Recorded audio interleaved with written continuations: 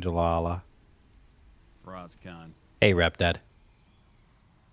Yeah, it's like we were supposed to play Among Us anyways. We'll just pretend, okay? Okay, we just have to get your audio adjusted. Okay, 1-1 if his voice is okay. 2-2 if it's Juan. too loud. 3-3 if it's too quiet. Dark Souls 1 is the best game that's ever been created. Oh yeah, I love that game. All the green, lush landscapes that are somehow man. also The level design, the bosses, right? yeah, the lava. The item descriptions. That's good. 3-3, 1-1, 1-3-3.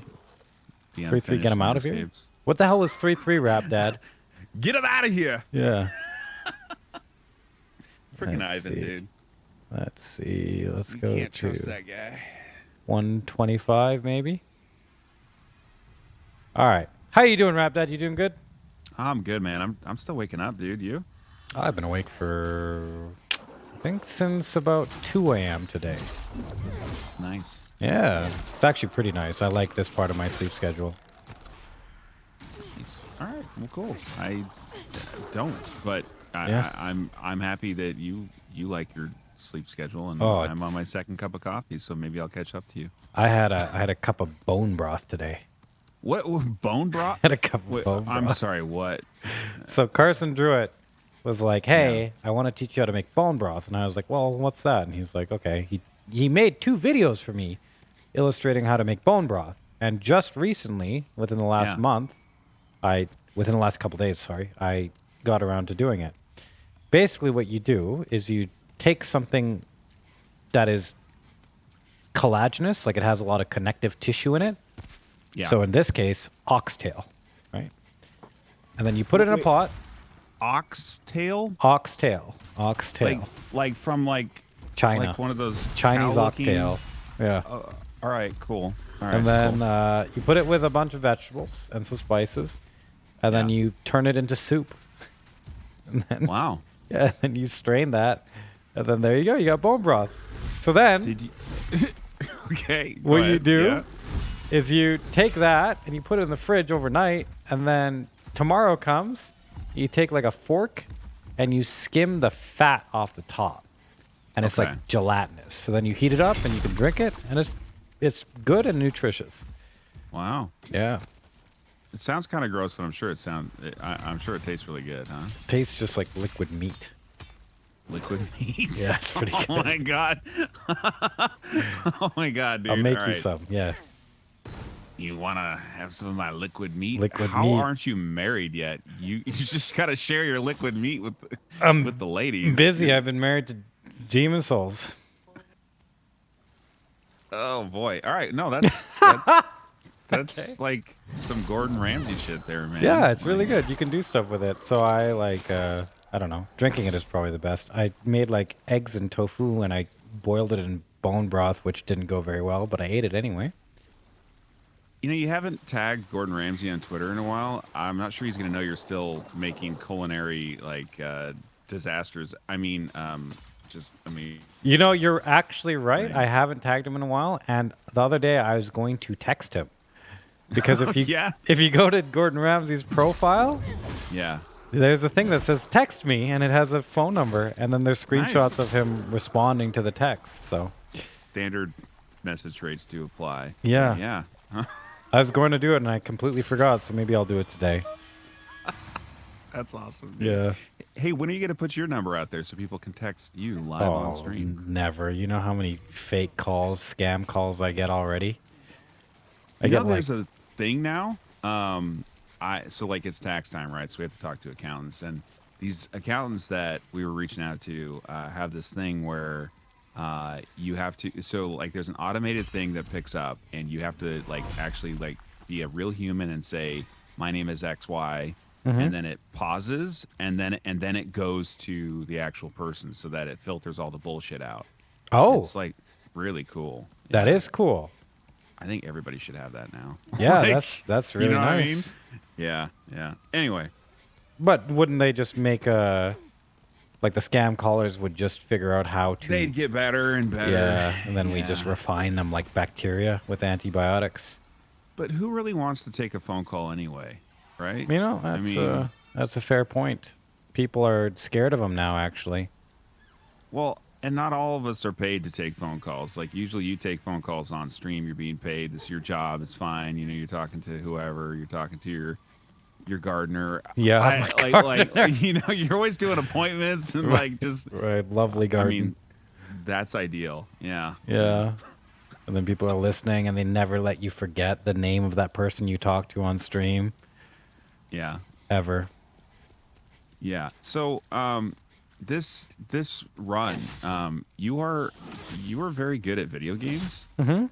Are you just like stalling for content on this run? I feel like you could have beat this run like a million years ago. Like you're like So, well, let, this is a let's pretty talk big through this. topic. Yeah, Yeah. we'll do this before we get into the cool financial stuff. Yeah. Yeah. Yeah. So if let's just say I'm going to be completely honest, I'm going to keep nothing from stream, even though I probably should. Okay. Go You ahead. know, Go ahead. and Yeah. No, it's fine. I'll just say whatever I'm thinking. So, first of all, I didn't get the run first. Lots of Yeah. opportunity there. Secondly, I hate this run. I hate it so much. It's bad. I hate it. Like you remember It's pretty, though, when I did right? it against Milty? Well, people like to watch it apparently. Yeah. So against Milty, you had to mercy rule me, 10 Oh hits my god. I Back- still have that pod on the YouTube. Come back watch then. it. Yeah, there's a reason that me and Milty were the only ones running this because this is actually garbage. Squilla won't touch this. Like when Yeah. Squilla won't touch something, that's how you know it's like this is not. There's no inkling of fun at all to this. It's a fun game and remake, but I could see how the like try to compare this run versus like DS3. Like and you wouldn't do DS3 Hi, either, Kim. but like is that a better run overall? Is it more The exciting? the way like so I've tried to think about this, but the way you get reward in games is different for every person. So some people Yeah. get like chemical rewards from shooters, and which is why they like shooters. I don't really get that. Kinda I do, but not really. But the reward for DS3 is mostly based on timing. So certain bosses like Dancer, okay, it's satisfying. You dodged that hit. You saw it coming, you felt it, you executed, and it's like great. You're rewarded by not dying or by killing the boss. Or like Yeah. Cinder or Princess is a little bit tougher because it's a little bit more RNG-ish with the roll Yeah. catching and stuff. But you are rewarded for progressing and becoming better at a set pattern of button inputs, which is nice to an extent. Demon Souls is not that way, not at all. Demon Souls, I like the game in itself, but the run is just information. So you saw the Manthyorm fight during Well, the there aren't tournament. any like real skill fights. There like, aren't. I'm Flame trying Lurker. to think of like That's yeah, it. Lurker, yeah, which didn't used to be a skill fight, so now it's Yeah. kind of a jarring experience because when you played the original, you didn't have to even worry about it, Yeah. and now it's a nightmare. Yeah, so Flame Lurker is the only boss that I actually enjoy practicing. The rest of it is Yeah. like whatever. So I'm coming into this run unpracticed and unmotivated because the only fun part is Flame Lurker. Like Alant isn't even fun. And you go there and he glitches out and he kills you, or he just sits there and you stare at him and he does the big attack, you run away. Like there's nothing too much to do there. So it's a very unmotivating run. However, what I have chosen to do is instead of go against the grain in terms of being like, okay, well, you know what? I'm going to practice it anyway. I'm going to spend a day or two making save files, practicing all the bosses, all the areas so that the muscle memory is hardwired into me so I don't make mistakes, except for glitches, of course, which happen, or random hits like the manta rays firing at you when they shouldn't. I would get the run within a week. Like, it's not a hard run. It's long, but it's not hard. But there's two reasons why I have not done that. And so this might be the part that is not best to reveal to chat because in a way it's manipulative. I think it's a little bit of manipulative. Chat, cover your ears. So if you don't want to hear Oh, it, hi, Soggy Fruit Loop. hey, He said Soggy hi Fruit to you. Loop. Hey. Just there. Yeah, thanks for that. All right. You want to say hi to anyone else? Double D's, what's going on, man? and everybody else. Whenever I see prosty, I always think prostitute. Is that Yeah. the idea? Oh. Are you a prostitute? Is that like short form for a streetwalker? Lady of the night. Can you? Hey, as a prostitute, you can have a. Yeah, you can have be a Is that a man of family the night. business? I feel like man of the night is portrayed differently from lady of the night, though.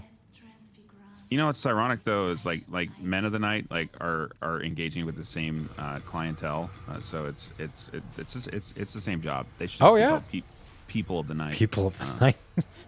Yeah. Anyway, Sure, I'm not gonna go So- further. You'll get canceled. chat has covered their ears. They're not listening. Yeah. So this is why you're doing what you're doing. Hi, Gino.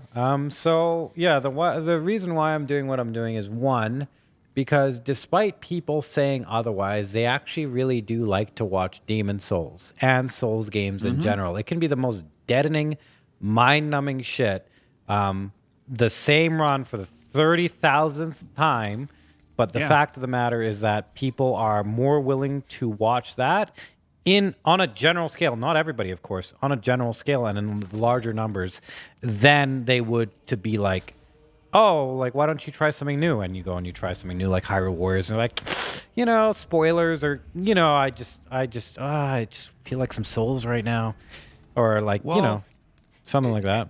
Here's just like a pure business analytics thing. Now I'm biased because I watch a lot of Souls creators, but try to think of another kind of like smaller game on Twitch that has produced more partner channels in the last year or so, and it's like Souls viewership just really sticks. Now it's hard to grow beyond a certain amount, right? But The ceiling.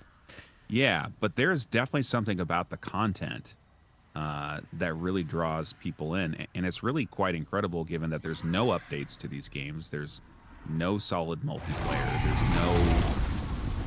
It's not the first page of Twitch. It's not anything like that. It's just like really solid content. Yeah. And then like there's hardly anything else like it outside of speed running niche games and stuff like that. So And those are heavily dependent on nostalgia in a lot of cases. A lot of the true. newer Zelda, games, Mario, Minecraft. Yep. a lot of the newer games that are speedrun do not last even a fraction of as long Nope. as the older ones, despite the same, similar, or better mechanics. Yeah, were you talking about, it was Ghost Runner yesterday, chat was talking about it, and I was like, wait, people speed ran that game? Like, I saw Dis do a couple runs, but then I was like, people kept speed running that game? Like, the game looked fine, but there was like no audience behind it. It's like, why would you? Yeah, risk why your would you? life? Why would you do that? And some people Yeah. speedrun for the original reason for speedrunning is they just enjoy the game. But Yeah, now it's like that's so outdated. You speedrun to get viewership or Content. get your name Yeah. on there or something. Like it's completely changed the way things work. Yeah. Um, It's too bad, because then you have people like Gino, right, who do fantastic things, and to the average viewer, though, like it doesn't. Which, by the way, you do fantastic things too. I didn't mean to. Thank you. No, it's okay. Don't worry. I'm but not offended. everyone knows like the depth of runs that Gino's done, right? But to the average viewer, they don't really know the They have no difference. idea, and it's because So it's like, it's hey too guys, no leveling, like one health bar, one stamina, like no upgrades, nothing, all bosses, all content, 40,000 bosses, and like people are like, okay, cool, Gino. Nice job. way harder than a standard no hit run. And then they're like, "Oh, so you heard of the Happy Hop?" And it's like, "Oh man, Hey, you have eyebrows. Yeah. You're not very cool. yeah."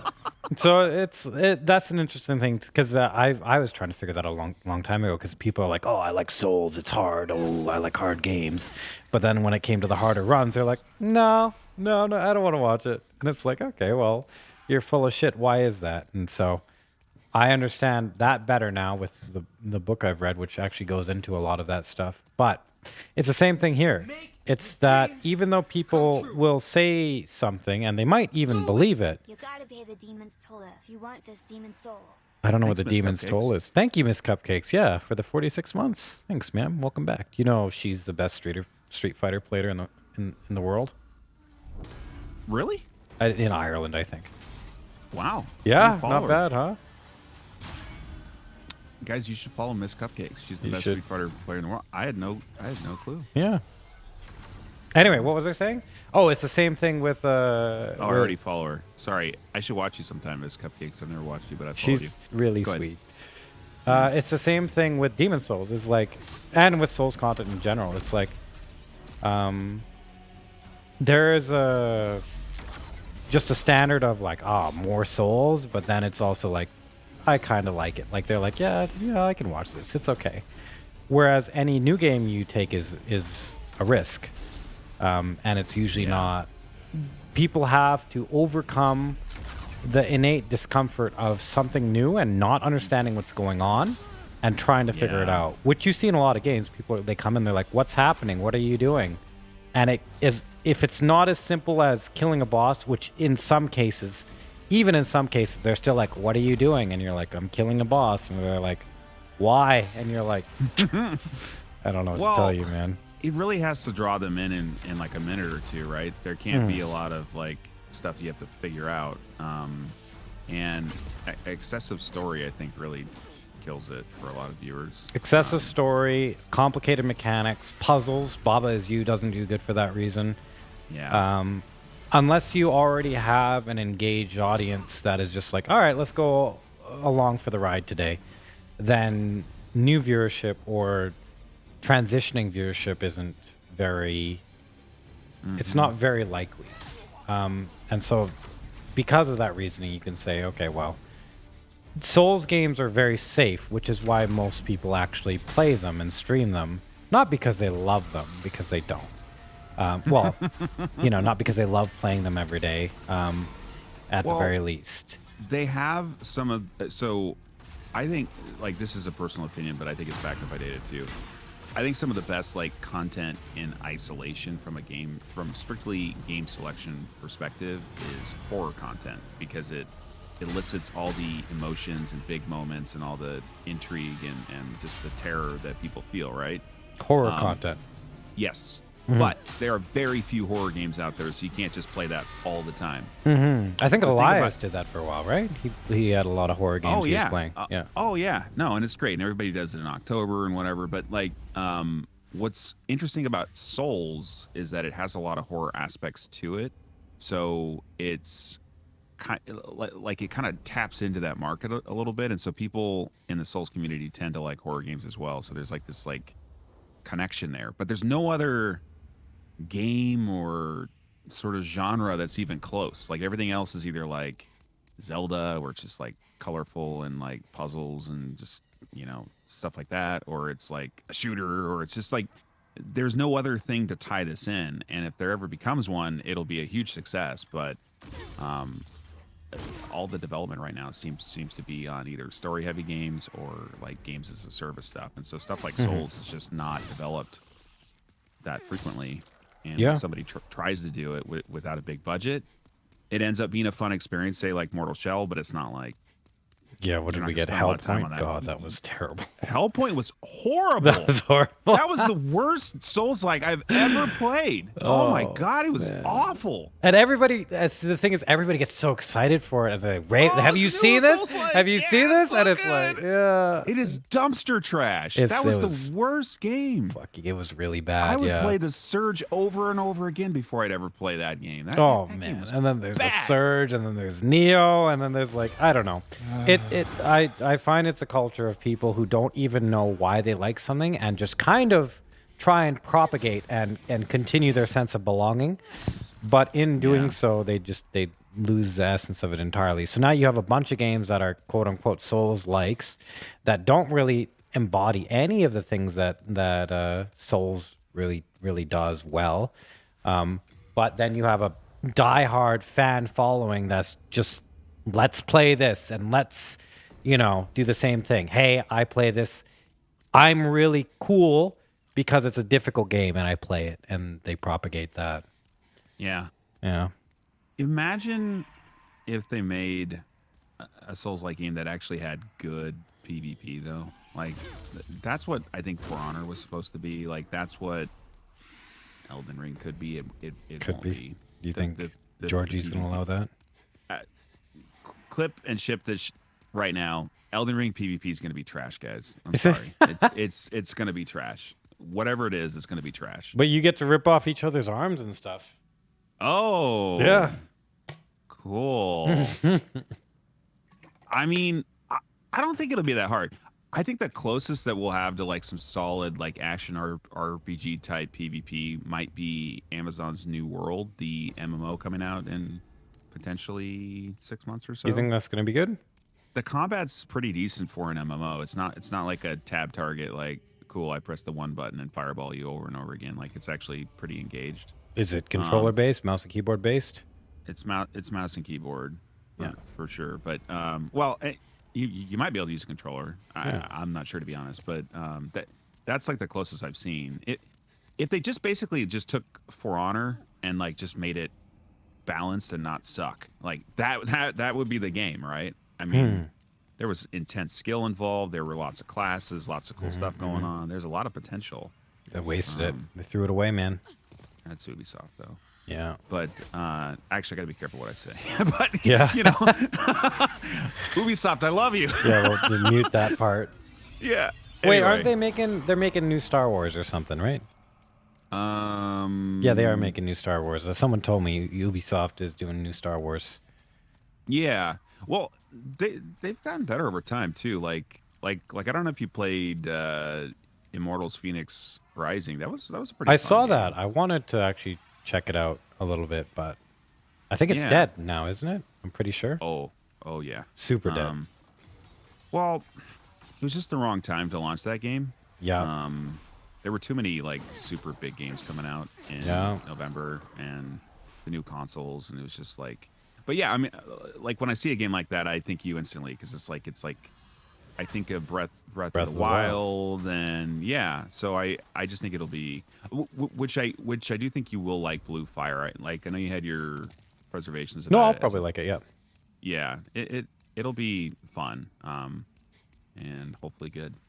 Mm-hmm. And it won't be as buggy as Cyberpunk. So Yeah. now, speaking of Cyberpunk, though, is this a good time to talk some finance and some bullshittery? Well, we can. It just depends on how much time you got. Because we didn't even really conclude the last topic. I could conclude that, and we can go into Cyberpunk if you want. Perfect.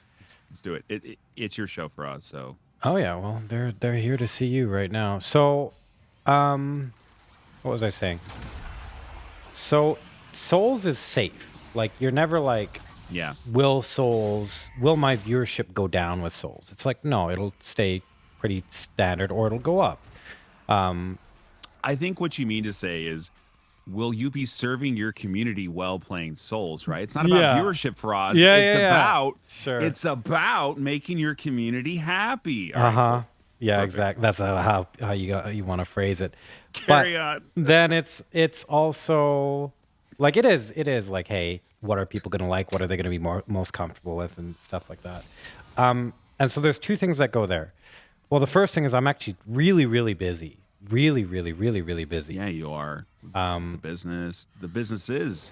Yeah. So now we're in lockdown, so I have more time. But before I was just like, I had no free time at all. And so when it comes down to, okay, let's make a decision for streaming, like I think I have to get a bunch of things to Angelala still. So there's a huge backlog of things I have to do in terms of stream stuff.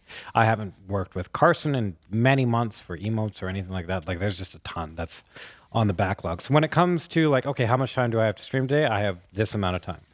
Or is my sleep schedule, because I've been fixing my sleep, I've actually made some progress in fixing it, not just temporarily. But there's many days where it's like I went to sleep, I slept 5-6 hours, 5 maybe. I have to stretch for 2 hours that day and work out and stream. And it's like, okay, well, what am I going to do today? Okay, I can try another game. Am I going to be entertaining? No, I'm going to be dead and trying to figure out what's going on in the game. Okay, well, I can just default to Souls fairly easily. And then it's like, okay, well, the idea of defaulting to Souls. Thanks, Lala. Your wife. The idea of... She's just spending your Raid Shadow Legends money back. Money, yeah. No, I appreciate that. It's not a big deal. Yeah. All right, curious. So the idea of defaulting on Souls is I could literally be doing this run Yeah. before I get it, and after Yeah. I get it. It's the exact same content. The difference is that before I get it, I have a chance to get the run. So that Right. notion makes it more watchable for people. And I don't know exactly why that is, but that does happen.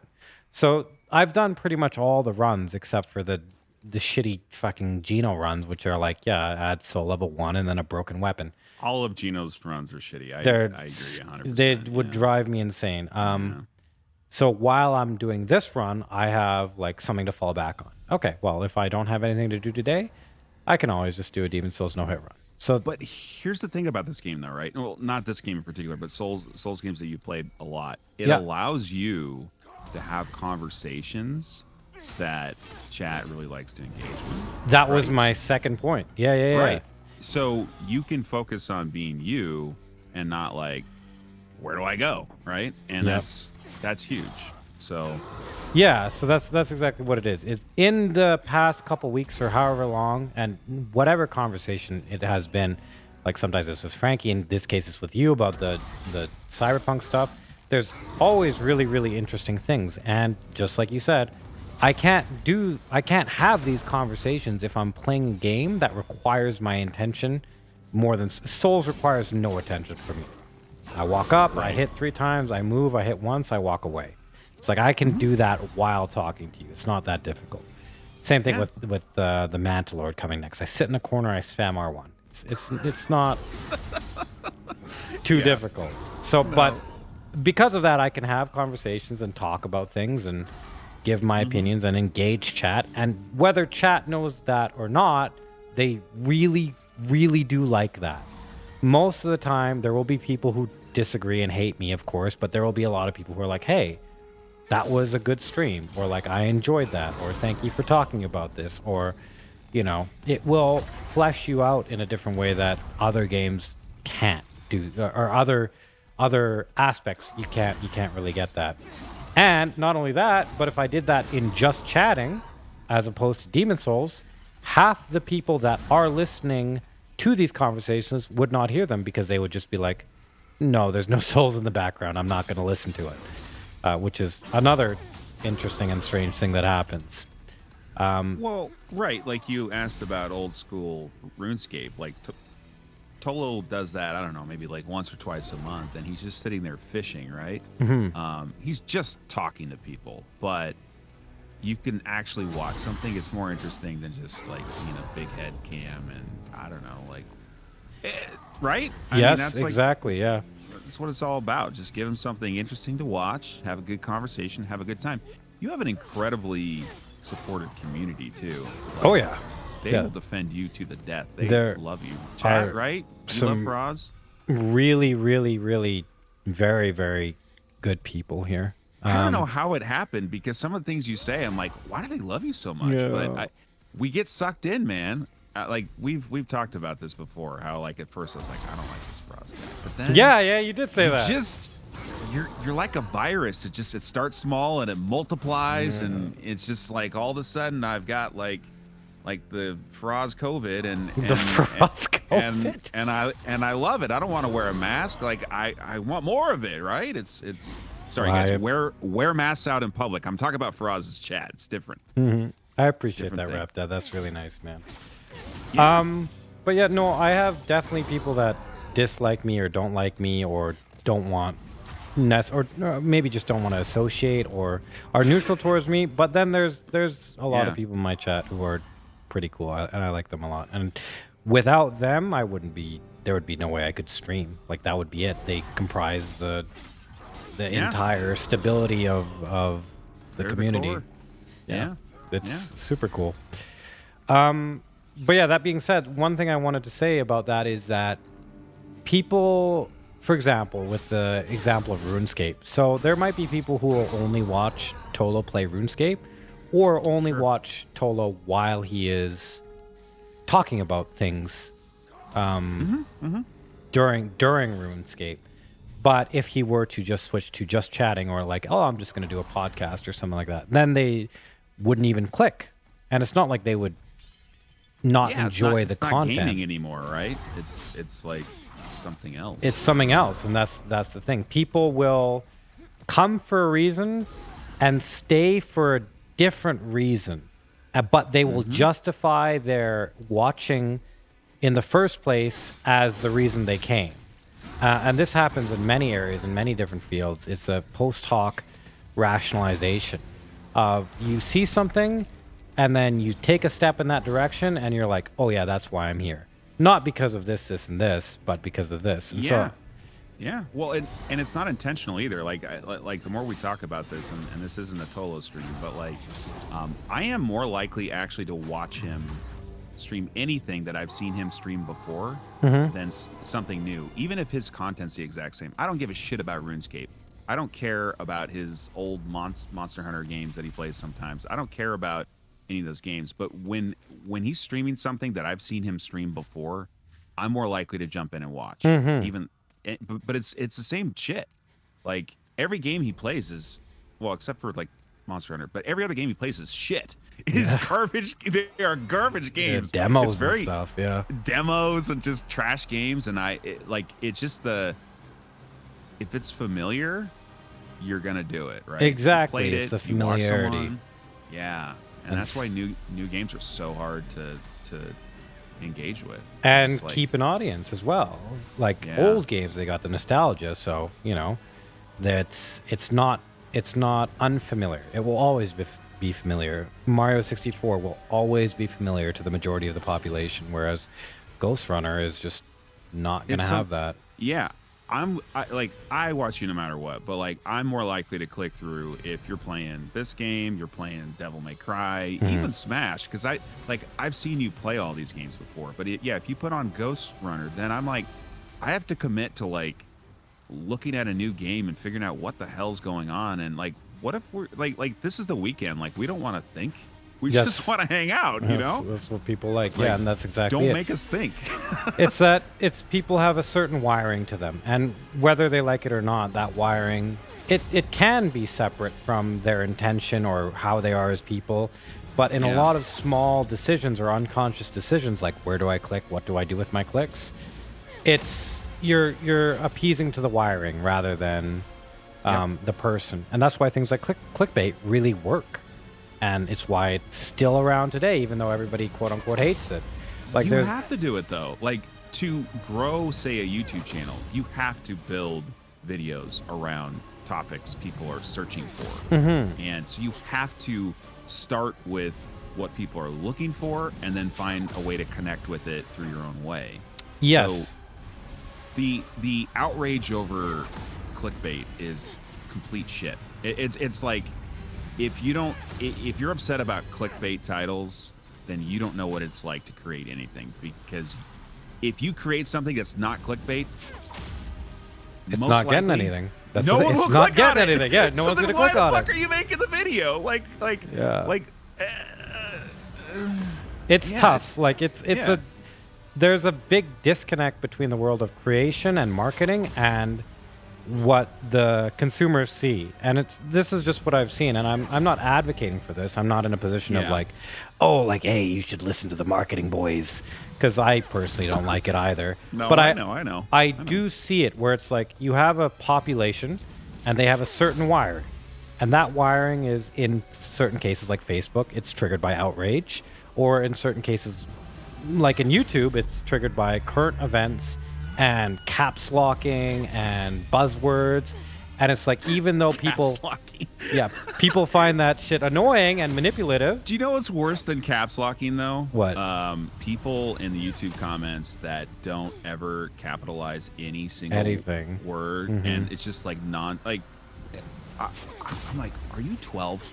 Yeah. I'm trying to figure out like when I'm texting someone, that's fine. But can you please capitalize the first letter of a sentence? Is that too hard? Yeah, something. Please don't hit me. Something. But it's that wiring, and then so the rules of the game for content creation in a lot of ways. And I don't agree with this, and I wish it were different. And I have solutions as to how to make that happen. But in the current age, the rules of the game are: here are a certain set of emotions that you need to trigger in order to be successful or at least maintain. And you see all the YouTubers doing it. That's why top 10 lists exist. That's why, Yeah. all sorts of things. Even though People like top 10 though. Do you know why? Why? Because they know how much content they're going to expect from the video. They know what they're getting into. Yeah. It's familiarity. It's comfort. Yeah, it triggers those. It checks those boxes. Yeah. Yeah. So So they. is that bad? Like, if people like that stuff, is that bad content? Like, I don't think it's bad.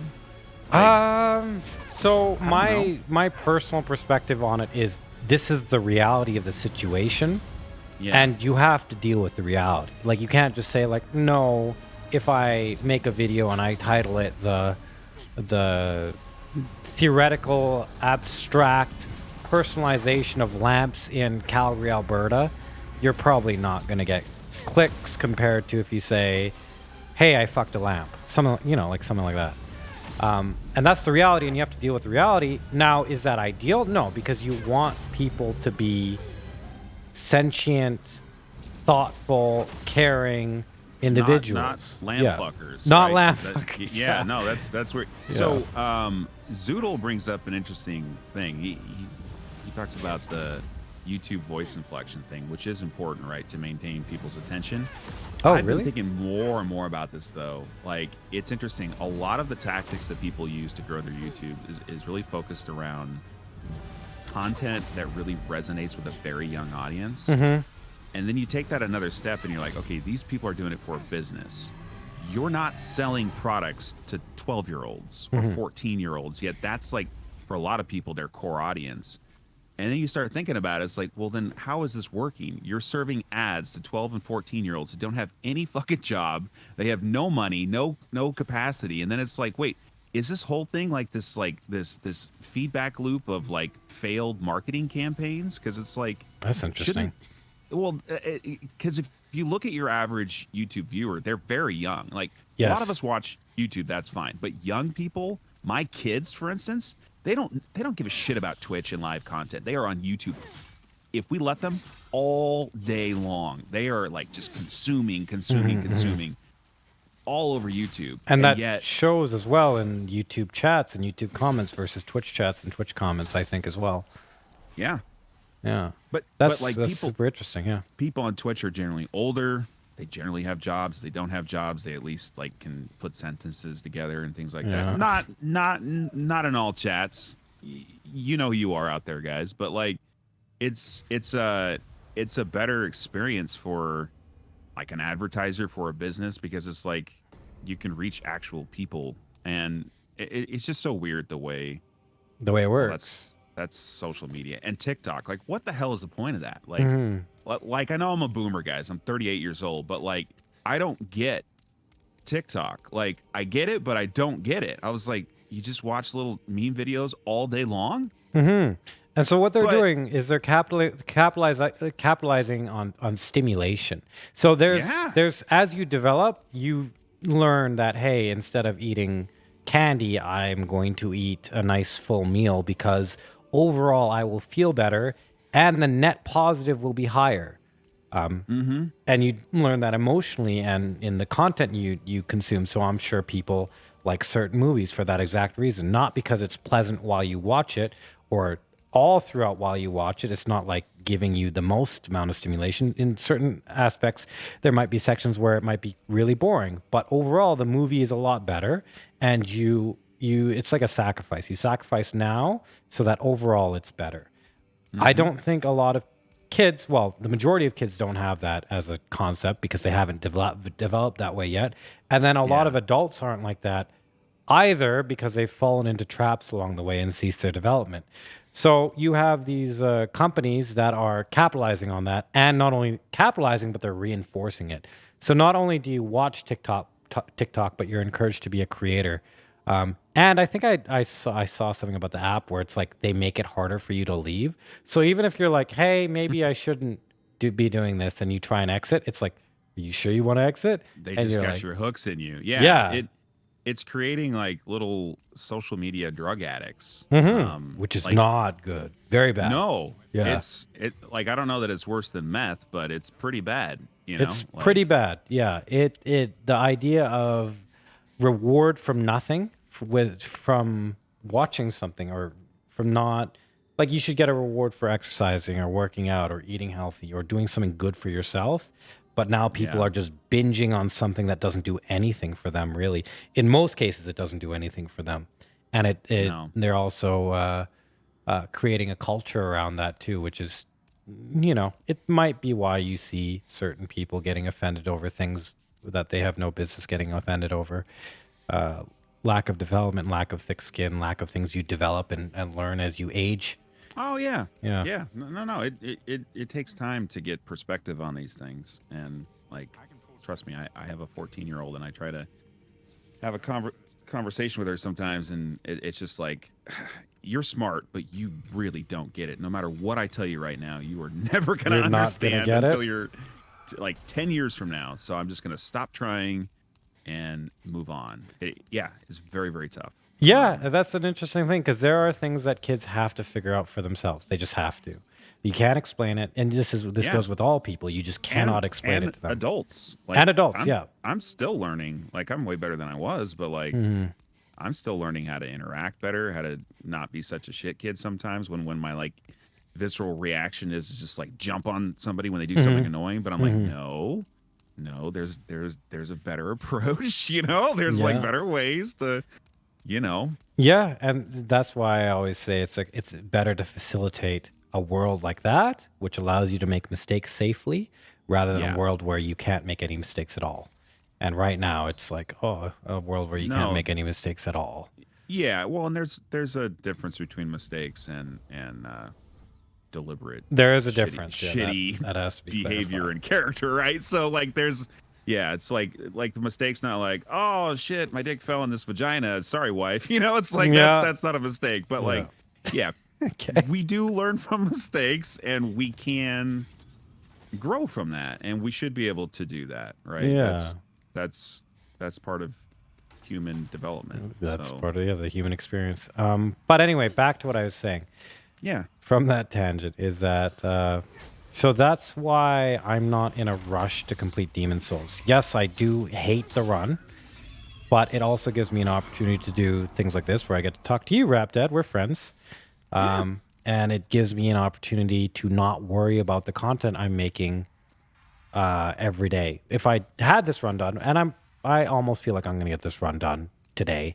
But if I had this run done, okay, now I got to figure out what I need to do next, and then I got to figure out the right time to stream, what's good, when it's Yeah. good to stream it, when it's not, and then I got to figure out how much I need to do per day, and if it brings in subs. Like there's certain games that have high viewership that bring in no subs or no gifted subs or anything like that. Like it's all, and it's not because the people are bad or the community is bad or anything like that. It's just the way people seem to be wired. Or are Yeah. incentivized in their wiring. So the reason I'm not in a rush to switch off of Demon Souls is because I'm allowed to do a lot of other things for the price of the misery that this run comes with. But at the same time, if I'm like, for example, talking to you or talking to Frankie or Ben Rice, it's like, oh, I'm actually completely fine with how things are going right now. It allows you're- opportunity for that as well. You're a big part of a lot of people's lives. I don't know how many people tagged you with their Twitch recap over the last couple days on the viewer stats. That was I'm sure nice, huh? I'm sure you saw the Far Vitas is #1 emote that I used last year in 2020. Yep. You were in my top 3 watched. I would watch you more if you were at a time where I could watch more. Willa, I watched Hob, and me, yeah. there later in the day, so I'm able to actually catch Yeah, it. yeah, but yeah. but it's you are a huge part of so many people's lives. Yeah, it's almost like I feel it's unexpected. It's really nice. It's awesome, man. Yeah, it's pretty cool. It makes me a little bit shy. Good. Oh, he's getting shy, guys. Look at that. A little bit. Oh, rosy cheeks. Oh Okay. man. Anyway, so that's why I'm not particularly in a rush to finish Demon Souls. Like I'm not practicing and being like I'm gonna get the run today or anything like that. I'm taking it pretty easy and just going with it. And you know, because in streaming, if you're like in a bad mood or whatever, you just kind of have to go and stream anyway. And you're not. I think Lily Charles said this. You're not really allowed to have a bad day. So when Not on stream. No. not on stream, yeah. So when You you can have have a bad run, but you need to make the best of it, right? Mhm. Like if you're fucking up over and over again, you still need to make it fun for people. Yeah, you gotta. So that's your job, and if you don't, it's on you. No matter how unfair it is. Do you know what puts you at a disadvantage with a failed run though? Is that you're not like a rage streamer. You're not a like you don't Yeah, lose your shit. So like you no you engagement can't comes that from that. It's just like, oh, people feel bad. you're almost like a robot when you lose a run. You're just like, all right, next. It's insane. You and Squilla both do the same thing, and I don't understand it. Yeah. Because I rage nonstop when I fuck shit up like that. Like I can't imagine how you do it. Have you always kind of been that way when something just doesn't go your way? You're just like, all right, Uh, well, it's like, yeah, it's something I decided a long time ago. Is with the whole throwing a controller mentality. I saw this when I was younger. yeah, I heard about it. Someone would throw their controller, and I was very, very cerebral, like very yeah, logical when I was younger. So, and this is due to a bunch of different reasons, but basically, I had to try and figure out what the hell was going on. And it was like, okay, well, he's playing a game, he's bought it, or someone's bought it for him. He's enjoying the game, otherwise he wouldn't play it. Wouldn't play it. He fucked something up. So he tried something, and he fucked something up. And it's like, okay, I understand that. So what do you do when that happens? Well, you either decide not to do it anymore, or you try and get better at it. Those are the two options. Those are the only options that make sense. sure, Third option is apparently you throw your controller against the wall, break the wall, or break the controller, cause yourself more pain and more harm, and then yeah, buy another controller and try it again and do it again. It's like that behavior doesn't make sense. That's it's pathological. It doesn't make any sense. So then I resolved. I was like, okay, well, you know what? Whenever there are emotions involved, I'm going to take the rational or logical path. Like I'm not just going to allow myself to indulge in whatever emotion I'm feeling at the time. And as I do more research and figure out more things about people and life and stuff like that, I understand emotions more. I understand the relationship with emotions more. And I think I understand what separates a person from their emotion. Like what is actually them and not them in relation to their emotions. And You so may not be a I king, guess it's but just you're a been very interested. I've been very interested in it. Thank you for the 15, Tem. Thank you, Tem Chum. That would be the answer to the question. It's just like, why would I ever break my controller, man? This thing is like $90. That's Oh, nine for the DualShock PS5, PS5 yeah. controller. It's so expensive. It's like, man, I'm gonna throw this and break it because I felt a certain way for all of 2 seconds, and then people would say, well, Faraaz, it just comes over you. It just overwhelms you. It just, like this is normal. You need to express your anger in some way, and it's like, well, my answer to that would be, you have a choice to do it and to express it or not. And even in expressing it, you have a choice of how to express it. So first and foremost, you don't need to express it. That doesn't necessarily mean suppress it, but there are different ways. It's like a bowstring. Art told me this. When you get really, really tense and really, really uptight, it's like pulling a bowstring. So you're holding a bow and you pull the string back. And so generally what you have to do is you have to suppress and just hold it there and hold it there. And eventually either the bowstring breaks or you fire the arrow and the arrow will hit someone and you'll hurt that person, or you'll hurt yourself with the bowstring snapping. Sure. Or you just decide, okay, fuck it, I'm going to take it out on this person. You just fire the arrow anyway. And that's better than suppressing in terms of overall negative result. But there's actually a third way to deal with it. And all you do is you just slowly but carefully rescind the tension in the bow. And then you just have an arrow, you put it back in your quiver, and you're like, okay. And so a lot of people don't know how to even do that or know that that's even an option. And so that's Yep. have never thought about it in that way, but that's the exact analogy. And I love bows, so that's Yeah, pretty you do good. love bows. Yeah. It's Hey, a congrats on pretty your good- no hit run. I saw that. It was not a no hit run. On It your was an bow only.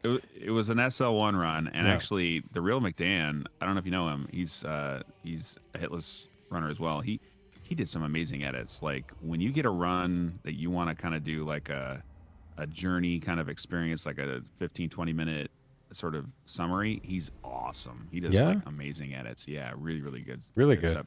He made me look cool, and I was like, damn, how did he do that? You know, I'm Good like, editor, huh? yeah, no, Good. he's insane. Obviously, Rebs does amazing work too. Oh, Rebs especially is great, for yeah. Among Us editing. Oh my god, dude! Like, just Rebs she's really such talent. really good, and she learns. So that's the thing. If you invest in Rebs, she might not know what she's doing in certain components. Like, she's a really good editor, but I was like, Yeah. okay, Rebs, I need you to do my YouTube channel. So I need you to figure out what will make it grow, what will make it work. Yeah. And even if she doesn't know right away, give her a couple months and she'll figure it out. And that's one of the great things about Rebs. Yeah, is- and I've worked with her a bit too, and she asks good questions, and she's very talented. I like on stream, off stream, everything. Yeah. She's a beautiful person, just a wonderful human. So that's she's a nice really good. side effect as well, working with people that you actually like. Yeah. Yeah, I think that's how it should be. You really just want people that. Well, there's all these videos about hiring going out where they say, or Elon Musk says, or some high up guy, Steve Jobs says, like the most important thing is not their credentials or their experience, although those things can be important, but it's their passion and whether they want the same things you do and whether they're able to apply themselves to the problem and treat it as if it's their own project or baby or whatever. Yeah. Yeah. And it's having skin in the game, things like that. So that's something that I see in Rebs for sure. It's the mark of somebody who's going to do well in life, right? They are looking for self-improvement. They have a passion. They care about what they do, and they care about their clients. They care about the people that they were working for, and that's a big thing to have. And you can't learn that. I don't think you either have it or you don't. Yeah, it has to be. It's like someone told me. Someone told me, like, so Art has a friend. His name's Sebastian. Sebastian Yeah. has a kid, and so they're both Polish. And the kid was playing with their kids, and the kid came up to Sebastian one day, and he was like, like, Art's kid kicked me, so on, so blah blah blah, just like tattled on him. And he said to me, he's like, yeah, Sebastian and I looked at each other, and he knew what I was thinking, and he just kind of like sent the kid away, and he was very ashamed because he said the character flaw of a snitch or of someone who doesn't deal with their own problems or something like that is very, very hard to get rid of. And so if you see it in a kid, it's like, okay, that kind of sucks. In Poland, at least. I could see that. Yeah. I could see that. I for some reason I work with a lot of Polish people too on like the sponsorship front, and they're like some of the hardest workers and most genuine people that I interact with abroad. Really? Yeah. Yeah, no, they're just super nice, and they speak English, which is cool because I don't speak Polish. So. Yeah. Polish language is weird. Art told me a little bit about it. Moonage, Yeah. thanks for the 11 months, man. Thank you. Oh, thank you, Moon. But yeah, that's I don't know. There's theories on that because they had to go through the whole communism era, and they Oh my had God, to yeah. get like I've got all these stories about gangs and getting around things and taking things and dealing with the government and cops and how cops just kind of could do exact whatever they wanted to you. And there's all these cool Polish stories that I have from Art. It's crazy. Yeah, but I think that was, unless we had any more questions about the earlier stuff. Tell me about Cyberpunk. So yeah, so and I think this is going to be pretty short too. But I'm a finance professional by background. So so I work for a large firm on Wall Street. No, I work from Chicago. So I'm not like one of those guys with the yellow vests that are like, yeah, buy 20,000 more. Yeah, like I'm not one of those guys that you see at the New York Stock Exchange. But I work on the bond side, and so obviously I cover a lot of investments and check out the news a lot. And I haven't read too much about the Cyberpunk filing just because I think the whole thing is stupid to begin with. But Yeah. here's like here's like the biggest, and it's like I get why you would file the lawsuit because some people lost a shit ton of money on that. Yeah. So who's filing the on- lawsuit, first of all? It's a class So action, right? yeah, it's a class action among the investors in whatever the holding company is for CDPR. I don't actually know who owns them, but so they're a public company though, and so you know All their stuff is visible. everybody, yeah, their books and their financials and their disclosures and everything that they do every quarter, and maybe they lied to investors about the product. I'm not sure. There could be legal grounds for it, but I think it's a really slippery slope there. And I don't use that term often, but it's like, does every game launch now that doesn't go well, do investors get to like file a lawsuit and get their money back on the investment? Right? It's like some games perform, some games don't. And that's actually the whole point of investments. Like, if you want a steady return, then you don't take a lot of risk. Yeah, That's low how risk investments. Yeah. you get low yield, but high certainty that you're going to get your money back, kind of thing. If you take higher risks, which if you're investing in a software development company, like that is not, and I'm not talking about Google, like I'm talking about a something like a game development firm that it's not part of a huge outfit. Like that's a big risk. And so you were making money before and now you lost some money and now you're bitching about it because their products sucked. And it's like, and Sony decided to pull it from the PlayStation Store and so on and so forth. It's just like, they just sound like they're being babies about it. Like I get it. They're losing a lot of money. But Well, how that's much the money risk. did they lose? That's what I'm also wondering about, because I heard that Cyberpunk's launch, they actually sold quite a few copies. Yeah.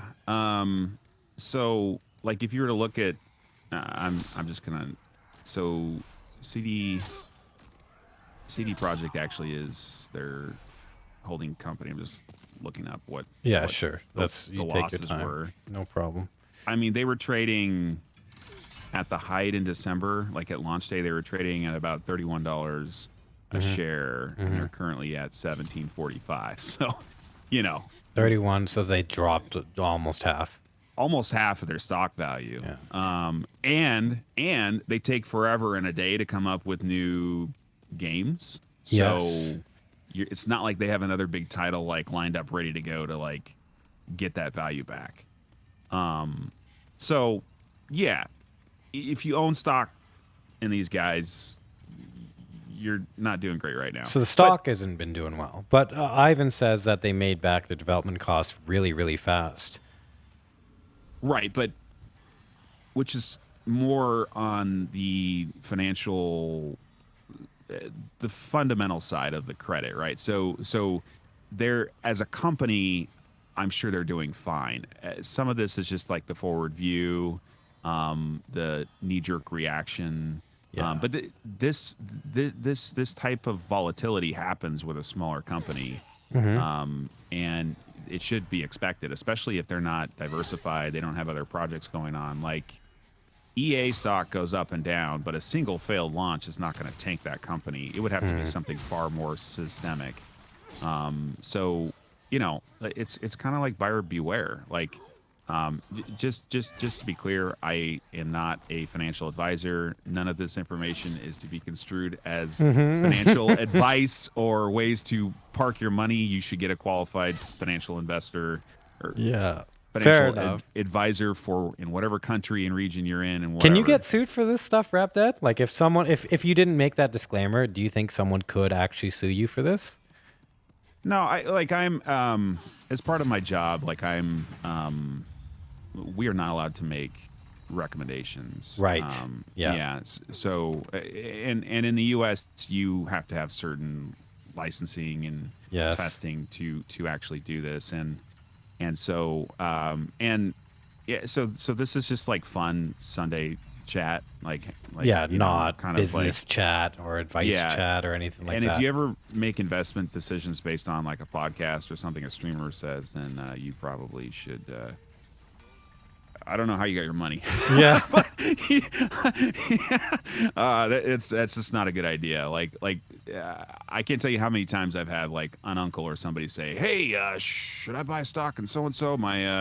My buddy was telling me about whatever," and I was like, "Well, first off, I can't give you any advice, and second off, don't listen to anybody else who's not qualified. So don't. I don't care how much they think that they made on it. Like, if you're getting a big return." One of three things are happening. If you're getting a big return, you're probably taking a ton of risk, right? That's the logical route. The second situation could be there's sort of like asymmetric information. And so you have information that other people maybe don't. And Yes. that could be either illegal, Yep. as in insider trading, like going to jail kind of thing, which the kind of jail that you go to is pretty cool. It's like a country club. Really? There's no walls. There's no, it's So not it's just really like jail. a nice little retreat. Yeah, but you're still a felon. You have to pay a fine, and so don't do that. So Wait, how do you insider know? trading- Tell me more about this jail. Where do you know people who went there? Or So I don't know what it's like in Canada, but in the U.S. we have these like low security prisons for white collar crimes, right? Yeah, So yeah. people who, which frankly, now murderers and people who do violent crimes are terrible people, right? But some of the people that have like ripped off grandmas and everybody's and ruined lives, like they're, in my opinion, just as bad as somebody who shoots somebody on the street. Like they've like ruined lives and families. So Yes. I don't know why we treat them that way, but that is for another topic. Another but podcast, they have these kind of like country club prisons where you're just kind of out there and you serve your time for a few months or a year or two, and then you're out, right? Like those ex TV stars that were getting their kids into colleges they shouldn't have been to. They're already out, right? Oh. So it's like Lori Loughlin and I don't know the other one. I don't remember her name. Yeah, they were at a little resort prison for a little bit, and now they're already back out on the street, and they're going to go back and get back to their rich privilege and whatnot. Anyway, not trying to incite a riot, but like. Criminals are criminals. Like, yeah, don't worry, you're safe. I'm a Rap white collar criminal. No like one's I'm gonna an get upset at expensive you. criminal. I'm not a criminal with a Glock 40. I'm a criminal with a checkbook. Yeah, Right. So yeah. it's just like it's whatever. So don't do that. That's bad. Good disclaimers. It's unfair, and the reason why we have laws against insider trading is to create situations where people don't cheat the system. Because if you're getting big returns, you should have to be taking big risks. Yes, that's very important. Now, there's one other sort of area, and this is where the people that are still taking risks, but they can do it in a smart way, can make more than others. If they're very skilled, very knowledgeable, and they know a portion of the market, they can see fundamental value in a company or a product that the rest of the world really hasn't caught on to yet, right? That is a way to take potentially less risk than it would appear on paper and make a lot of money. That's your startups. That's like that's actually what I do on the streamer end. Like we take on streamers that aren't super large yet in the hopes and my view that they have potential to become larger streamers and be profitable from the talent management side, right? So, I'm making an investment of my time. You better get away from that dog. Yeah, I'm getting away from that. The freaking meme dogs in this game, dude. Every time. We make investments in our time and resources based upon my analytical view of their capacity to grow. Sometimes it works, sometimes it doesn't, but that takes time, experience, and education, and Lots of information. That's not for most people. For most people, they save their money, they put it somewhere safe, it grows over time. If you limit the amount of debt that you take on and you don't overspend what you make, you generally can live and retire and have a good life in your golden years, right? But that's what most people probably should be doing. If you're out there trying to get rich off investments or so forth, I don't know. Like that's a recipe for heartbreak. Devastation. Yeah. So that's that's like pretty much what it's all about. It's some salty investors who want their money back, and who took a risk on a company, and they should have known. I think the writing was on the wall about that game. It was Yeah. released too early. Everybody knew it. And if these guys actually knew video games, which they probably don't, they would have known to get the hell out of that stock. Right. Back They just in have a lot November. of money. Yep. So Yeah. now with that, just out of curiosity in terms of how this works. So from what I can understand, stocks work in terms of public opinion. If news comes out and it's like, okay, hey, bad news, stock goes down. If it's like great news, okay, good, praise, good, then stock goes up. Now that doesn't necessarily reflect how much money CD Projekt Red is actually making on Cyberpunk. So my question would be, why wouldn't investors make their money back if CD Projekt Red turns a good profit? So there's a big difference, and this is where we get kind of more into like the assets and the types of securities out there. So in the bond world, which is where I mostly live, bonds are pretty simple. You have a principal that you invest, and you get a interest paid back generally every 6 months over time, right? And that's all set. Sometimes it's variable rate, most of the time it's fixed rate, and so there's a coupon rate that's multiplied times the principal, and so that's what your interest is. And so at the end of the term of the bonds, they mature, you get your principal back, and over time you got a bunch of cash flows from the interest. So it's, as long as the company's doing well and is a good credit, you get what you were expecting, and there's not a lot of volatility there. Now you can trade bonds if you want to, and a lot of people do that. And then that's where you get into more of the risks. Like if you trade them when the company is doing really well, then you're doing great. If you try to trade them when something like this happens, you're in trouble, right? Stocks are a completely different thing.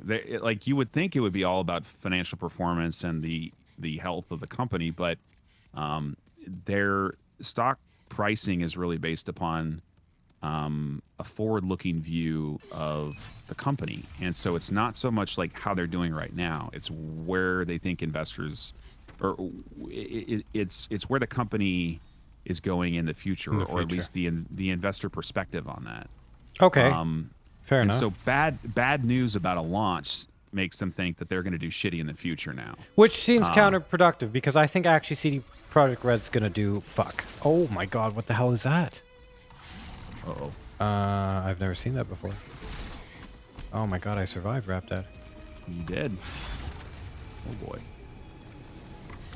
This is scary, actually. Yeah, it's a scary boss. Jesus. This boss actually did get harder in the remake. Yeah. Because now it can do this little oil spray thing. Please don't do Yeah. it. Didn't do it. Okay, I'm good.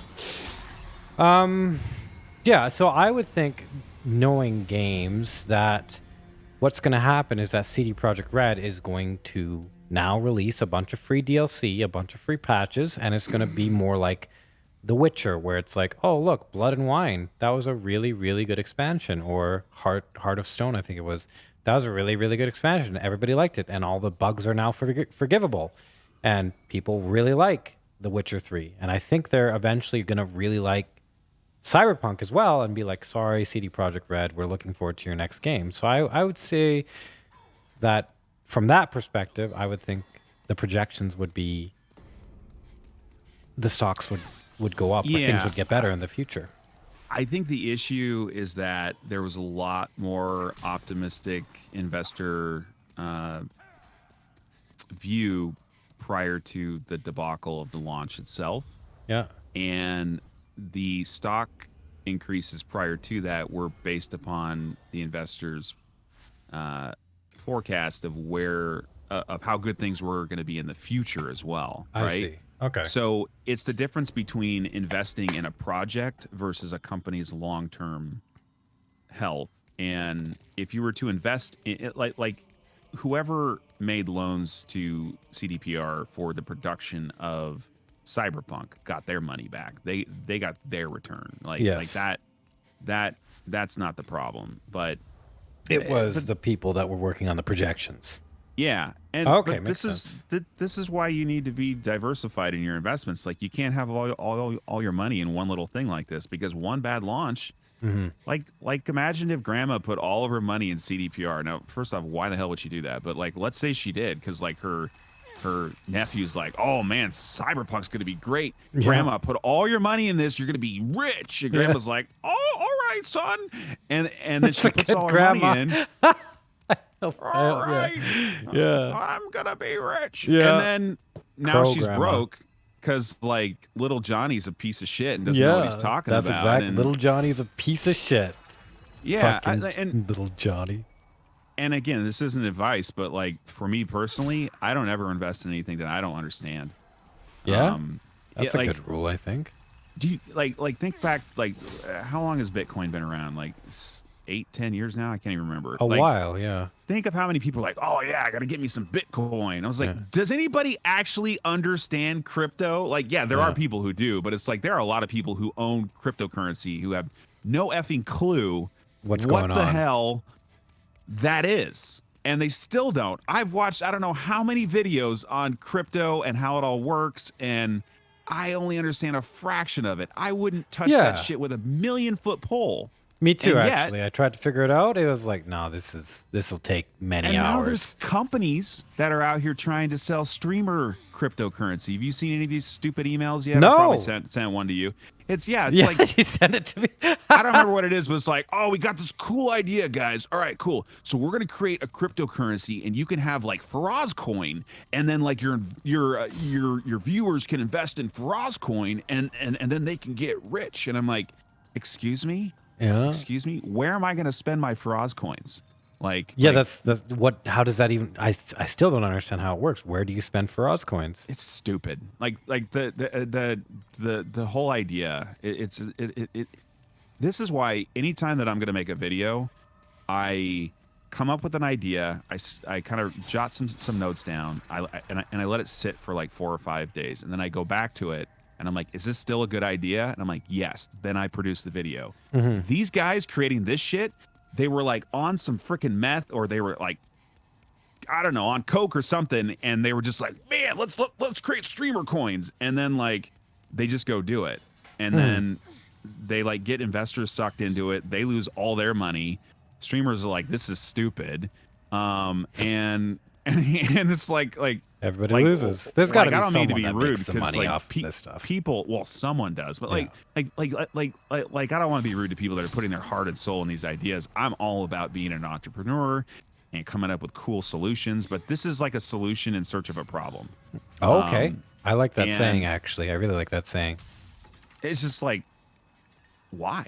Yeah. Like, and I'm not saying that Bitcoin does not have a place in the world. It does, maybe, but it doesn't have a place in most people's portfolios. I think it's bombed recently. That's what I heard. I think Bitcoin it goes up and down, and yeah, it's the problem I have with it, and again, I'm showing how much of a dinosaur I am, but the problem that I have with it is I don't see the fundamental value, right? of it. Yeah, Coca-Cola Whereas has something like- fundamental value. They produce caffeinated stuff that people like, and now they're like, oh, people don't like Coke as much. We're going to create bottled water and sell it to people. Like, there's value there. Right. Yes, I can understand that. Or There's Tesla. value, Tesla is apparently Yeah. doing really, really well now. and they're working towards the value there, right? I mean, there is a value in some of the things that they're doing. Now, I still don't know that, Rocket Man has to keep blowing up rockets in the stratosphere so that we can go to Mars, but like That's Elon maybe, Musk, Rocket Man. yeah,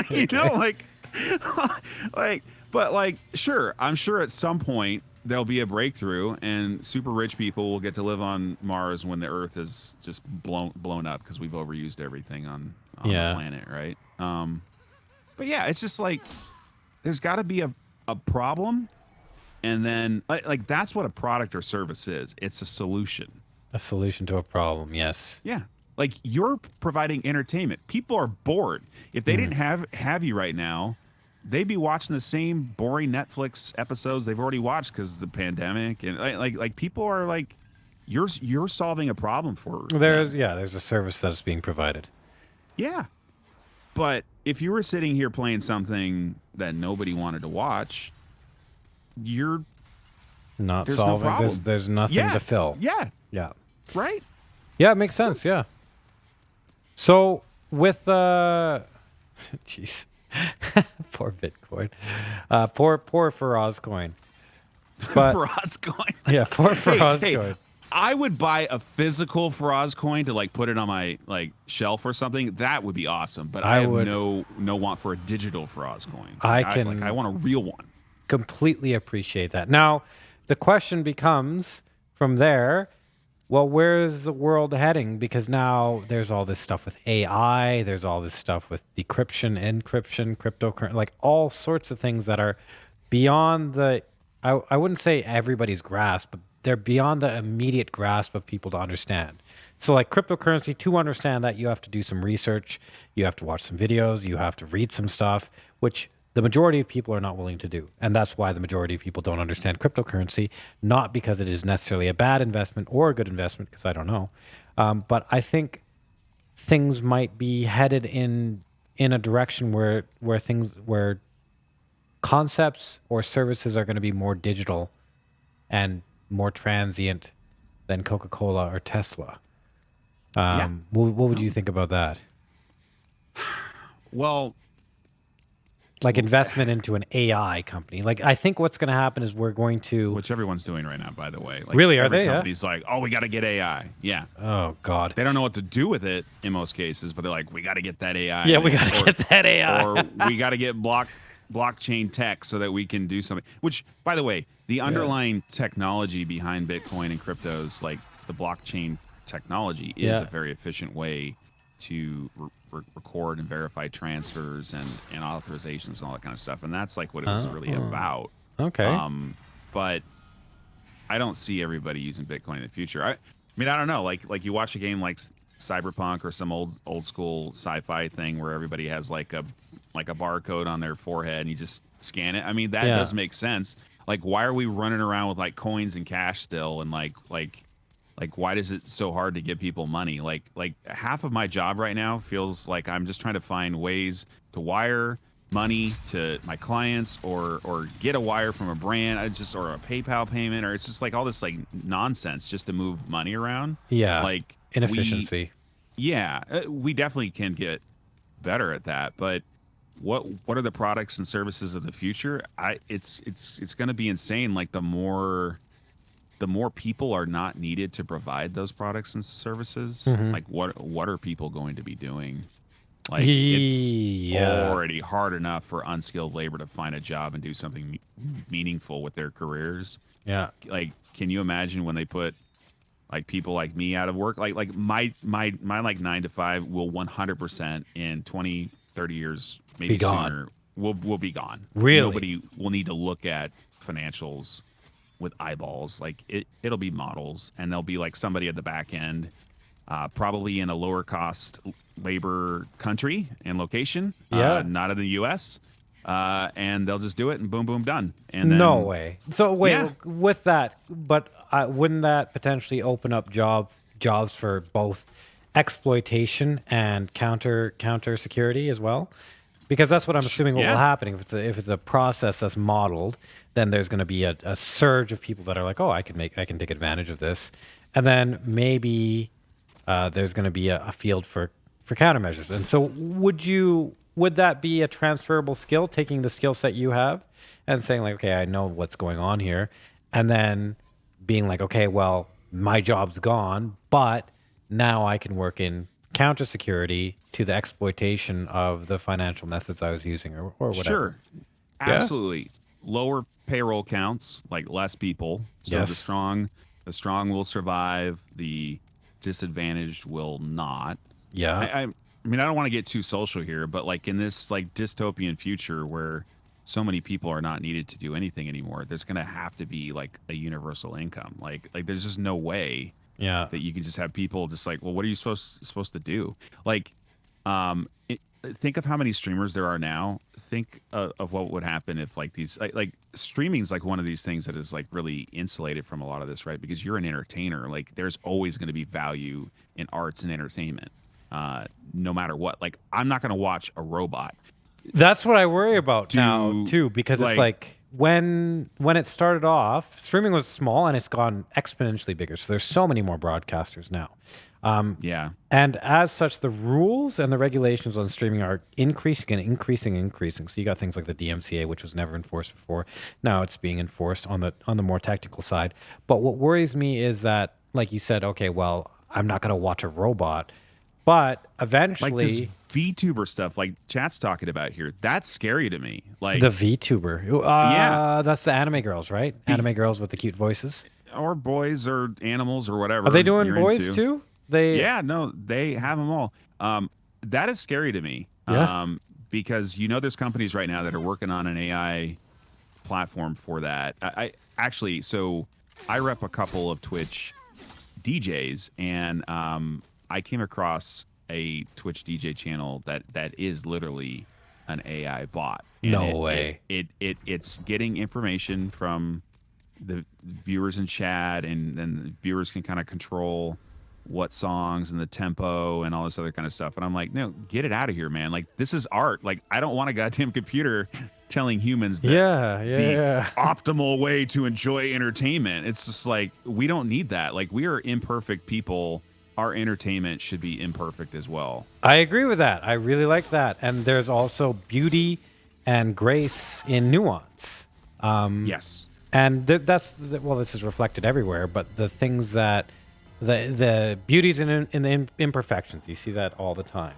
And the value is in the unexpected, or the ability to surprise. Alan Watts talks a lot about that too, which is why I become more and more worried when self-expression and your flaws as an individual are vilified under certain pretenses and never forgiven. So you can't make mistakes anymore.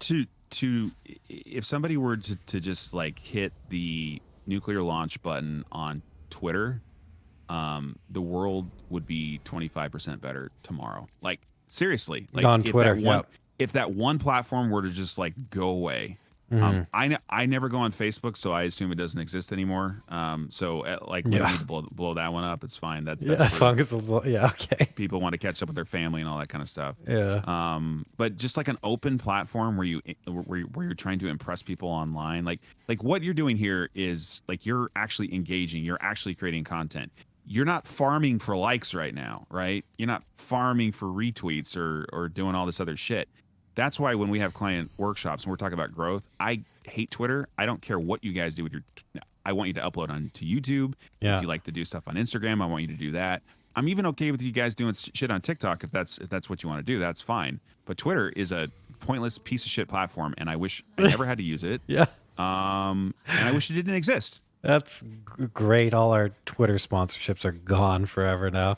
I find is I don't care. Really it's a terrible platform. You can tell that you really hate this platform, because even with Ubisoft, you're like, just date. Hopefully, no one's listening. Or I'm a businessman at heart.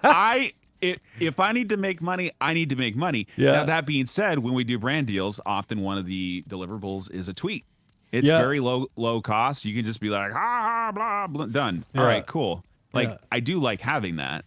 It's a lot less work than a sponsored video or a sponsored post on Instagram or whatever. But to be honest, a tweet doesn't have a lot of value compared to a sponsored video, because you have to actually put time and effort into that video. And that's the thing. It's like this should be completely okay. Like, there shouldn't be any hesitation at all, because ultimately Twitter is a platform. So shit talking their platform on their platform, while it's not the nicest thing, and I'm sure they wouldn't like that, I don't think it would be a good thing for them to say, no, you didn't say you liked me, or you didn't say exactly what I wanted you to. Okay, well, we're going to get rid of that. So I think you're in the clear. What is a good platform, though, and one that as a company, like, it is on my list to develop more, is to build out our LinkedIn page, because there's actually like real business people, real business connections. Like, we've made a lot of connections with brands through LinkedIn, and so that's really good. What I've noticed, and this is like really behind the scenes talent management stuff, so I'll keep it brief because I know most people aren't into this shit, but like, I have found that on the influencer marketing side, some of the biggest and loudest voices on Twitter, I'm just kind of looking. I was like, are you guys ever working? Like, do you ever do deals? Are you just bitching about influencers, or you're bitching about brands, or you're bitching about this, or like maybe you get off Twitter and you respond to my email for the sponsorship request for FarazCon, because that's more meaningful than your stupid shit tweet on the internet. Okay. Your Twitter followers do not equal your professionalism and your value. In fact, the more you tweet instead of working, the less valuable you are to me. Yeah. So get the fuck off Twitter and get to work. This is Rap Dad's life, everybody. This is what he has to deal with. Insane. Yeah. They shit talk you guys. PR agents shit talk you. Not the good ones. There's a lot of good ones. The good ones you never hear from. You never see them. I talk to them in Discord. I email them. They're great people. But the super loud ones on Twitter, I'm sorry. You guys are assholes. Like, you're out there shit talking influencers and streamers and YouTubers because they don't fill out an invoice. Yeah. Like, I didn't know how to fill out an invoice when I was their age. Like, who fucking cares? That's why you have a talent manager to do it for you. Yeah. They're like, oh, they're requesting a game key and blah blah blah. I was like, who cares about your game key? That cost your client 5 cents. Yeah. Like, you know. Okay. Hey, would you Very like a good. game key to play our game? I was like, go fuck you. Like, you know what I mean? Like, please. That's like, so funny. This is the best thing that I could have ever had to get this out, man. expected out of this. I have no one to talk to about this. No, that's great. Yeah. I can't say it on Twitter because everybody get all upset. They'll come after you. They'll mob you so quick. Oh my God, they would. And I'm just like, get to work, guys. Yeah. Get to work. Get to work. Fucking Good. And Look at half that. of them, What a half of wonderful- them Yeah. are jealous of the influencers they're shit talking of. They are jealous of your success and that you get to live the dream, and they're just working the business side of streaming, and their channels are not successful like yours. And so there's a lot of like The animosity. PR guys?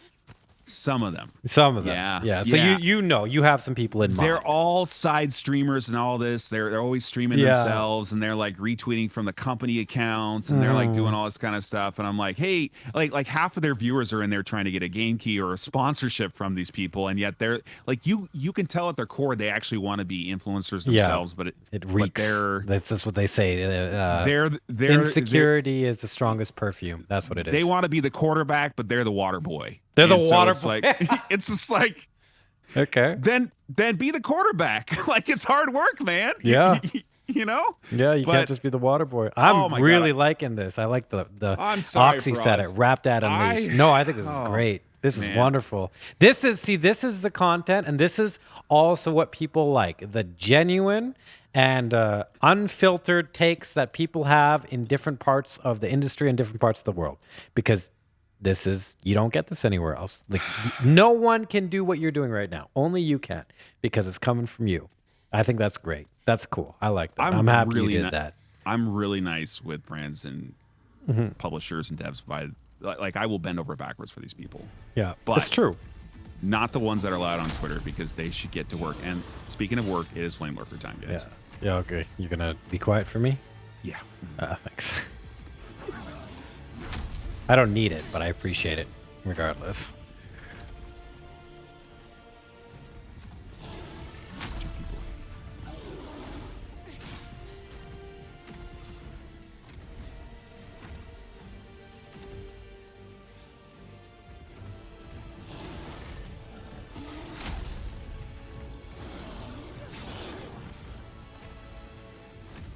Oh, this is bad, Raptor. It's a bad position there. Yeah, there it is.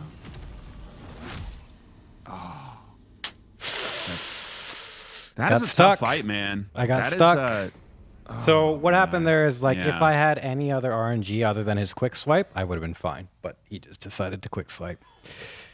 Well, you know what? That's okay. Good run. You know, it was a good run. It was a good run. I kind of wish it was a run because I liked having your rant in there. Oh my but- God, that would have been bad. It would have been like in the middle of your like run, and there would have been like 100K views on it, and everybody like, man, who's this angry Raptor guy? No, and then it would have been great. You'd get all these applications for people that are like, oh, he actually knows what a streamer needs. Would have been wonderful. Well, it's such a tough job, man. I don't think people like a lot of people, like, we get a lot of emails through the talent group from like people that are just starting out. You know, they got 1, 2, 5 average viewers or so. Which by the way, if you're out there right now and you're in that spot, I'm not shitting on you. It is a tough job, man. It's not for everybody. Keep at it. Keep consistent. Find your niche. Work on your YouTube more than your Twitch, and hopefully things will work out for you. And don't go into it for the money, because a lot of people don't make shit doing this job. It's true. I think fact- less than 1% Yeah, or something like that. Yeah. But we get a lot of outreach, and these people come in and they're like, yeah, like, how do I grow? And so I have kind of a canned response, because I know how this goes. We do help people on an hourly basis to consult for those that are serious. But most of these people, like, as soon as I tell them that, it's just like gone, ghost. I'm like, what do you think? Do you think I just sit around here and I'm just like helping every single person on the face of Yeah. earth? Like, I can't possibly do that, but I do like working with people. Like, there was one person that I spent probably an hour and a half with. We didn't have like a consulting agreement, but I really liked her content, and I could tell she was a hard worker. So I just gave her some tips, and she has like doubled or tripled her channel size now. And we actually signed her the other day, and it's like, it's insane. Like, what can happen if somebody Can't say puts who, right? no, actually, it's Diehard Diva. She's mostly in Dead by Daylight. She's one of our newest clients. She's an amazing person and a very hard worker. She uploaded to YouTube like 3 to 5 times a week, and she kept working on her content. And she's got a full, like a 30-hour a week job too, on top of everything. And she's like killing it. Yeah, that's Whereas pretty good. Cool. Whereas other people are like looking to us and others to be like, well, how do I grow? It's so hard. I was like, yeah. Yeah, a lot of people want to be told what to do, exactly what to do, follow the instructions, and that's how they've been. I think it's because this is how schools kind of raise you now. It's like, hey, you just listen. That's Yeah. it. You don't think don't- any further than that. I don't think they have. I don't think they have the love for the content, really. A lot of the people that outreach, they'll be pretty transparent about what the problem is. Like, essentially, their like current career kind of sucks, and they're looking to this as a solution, and it's not. Yeah, it isn't. No, it isn't. Definitely. I spent years of my life wasting my life on stream trying to figure out. I knew I loved this business and content creation, but I kept at it as long as I did, because I kept thinking in the back of my head, I was like, I'm finally going to figure out at some point what the right thing is for me. Yeah, that's a very interesting thing. The finally. Do you remember those chats we used to have? Oh, yeah, we had- used to like have I used all to the reach out to you chats.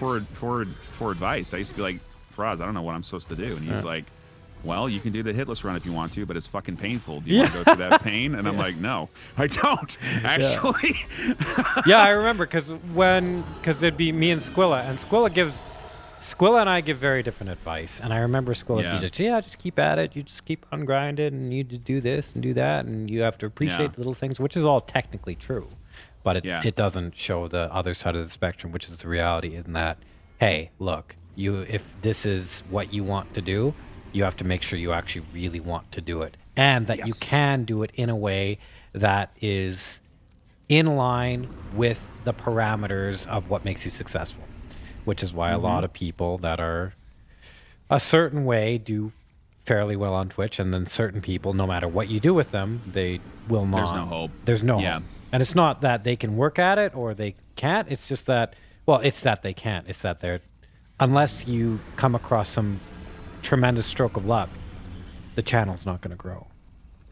Yeah, and I have, in the very beginning, I made the mistake of working with somebody that I probably should have steered way clear of this business, and I will not do it again.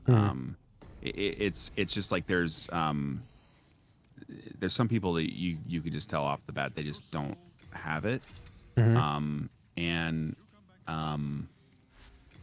like I was one of those people, to be honest. Like, I didn't have the mental. I think it was you didn't want to actually do it. Like No. the thing about Twitch is that it's very deceiving. Other careers are more, well, not other careers, but there's a lot of jobs that are very straightforward. Okay, here's what you do. This is what happens when you put in this many hours. This is what you're going to get promoted to, and this is what your life will be like. It's fairly simple. Whereas Twitch is like, yeah, you play video games and then you chat with people, and it's like, no, that's not what you do at all. In fact, there are some streamers who never talk with people at all. There are some streamers who never play games at all. And it's like, oh yeah, you just go on, you express yourself. It's like, no, that's not true at all. So I think the more accurate part would be, well, you take one of two paths. You take the tried and true path which isn't actually tried and true. It just seems to be what everybody agrees upon, of the Variety Streamers Handbook, where you, you do your engagement and you say the buzzworthy things, and your content is unique, but at as well as generic to some point, and you make all the notifications and make a very good thanking subs and thanking people, and when it's all right, when it's acceptable, you become a victim, and then you do all these things, and you'll get somewhere. You'll get 40 viewers, maybe 100 or something like that, but you're also stuck in that mentality. You'll never have a career. It's not. You'll never make enough money to, and the amount of wasted opportunities in your life will just be insane, right? Yeah, it'll devour your soul in the process as well, and it doesn't seem to be worth it from what I've seen. And then I think there's the other way, which is like, hey, you go out and you make something and you work hard on it and you take every opportunity you can get. And I think Otts is a little bit like this. I do think Otts has flaws here and there, but I think he has a lot of really impressive qualities, one of which is how hardworking he is. And if you look at all that he's done, he's been the only one that I've seen who has actually bent content creation in, not completely, but in a little bit to his will, where he's just said, no, I'm going to figure it out. And he tried PUBG, he tried DS2, he tried all sorts of things. He's an amazing storyteller too. So, and this is the thing that I think a lot of streamers don't understand, is that being able to craft very high quality YouTube videos is not about the tech side. It's about crafting that story that engages viewers. Otts is a better streamer now because he's such a good YouTuber. You have to do both, not just for audience reach. I mean, there's like a lot of analytics reasons to do it, but it makes you a better storyteller, which is ultimately what you should be doing on stream, not just hanging out with chat. Now, if you want to do that, that's fine. Like, you can treat your stream like you're just hanging out. That's fine, but that's not a job. That's true. Yeah, that's just chilling. But yeah, like, everyone's got to figure out what their role is. Like, I struggled for years and years. I kept trying different things, and then we did the tournaments, and they were fun, but they're still a lot of work. They are. I still do them from time to time, but they're not like, it's not what I'm gonna like spend my whole life doing. No, you're doing pretty good though, Rap Dad. Like, what was it? Close to 20,000 last tournament. You raised for charity. We raised over $26,000. Yeah, which is more than 20 by 10,000. Like, the last one we did in the April one was 16,000, which was the most we had done by like four times over. Yeah, it's insane. But doing periodic charity tournaments is not a career. It's not it's something you do for fun, and it's supplementary. Yeah, but I wanted to do something in this space, and so I just kept going at it until I found what my role was, and that's why we are doing what we're doing on GG Talent. And I freaking love it, dude. I love this aspect. I wish I only had one job, but my wife pretty much handles almost everything at this point. I talk to you guys. I do the content side, nights and weekends and stuff. But she's like getting it all done, and I get to like kind of be involved in the best aspects of this industry without having to like stream every day, which is a fucking tough job, dude. Like, I do not envy you guys at all. Like, I really respect the work you guys put in day in and day out. And just like you said, you can't have a bad day on stream. You always have bad to be days on. Yeah. But it's also, I think that's what it comes down to with the description, is that since the description is so vague in terms of what you're going to get with actually streaming, I think that's what it is. And I think that's why a lot of people will fall off, because they're coming into it with a misconstrued idea of what you need to do and what you need to do to be successful as a solo full-time streamer. And then the idea of, even if you are successful as a full-time streamer, everything depends on the stream. And you might have skills, but you don't have any skills on paper that easily branch out to different. No, you're not going to get a job except different for one of industries. those loud Twitter people, maybe.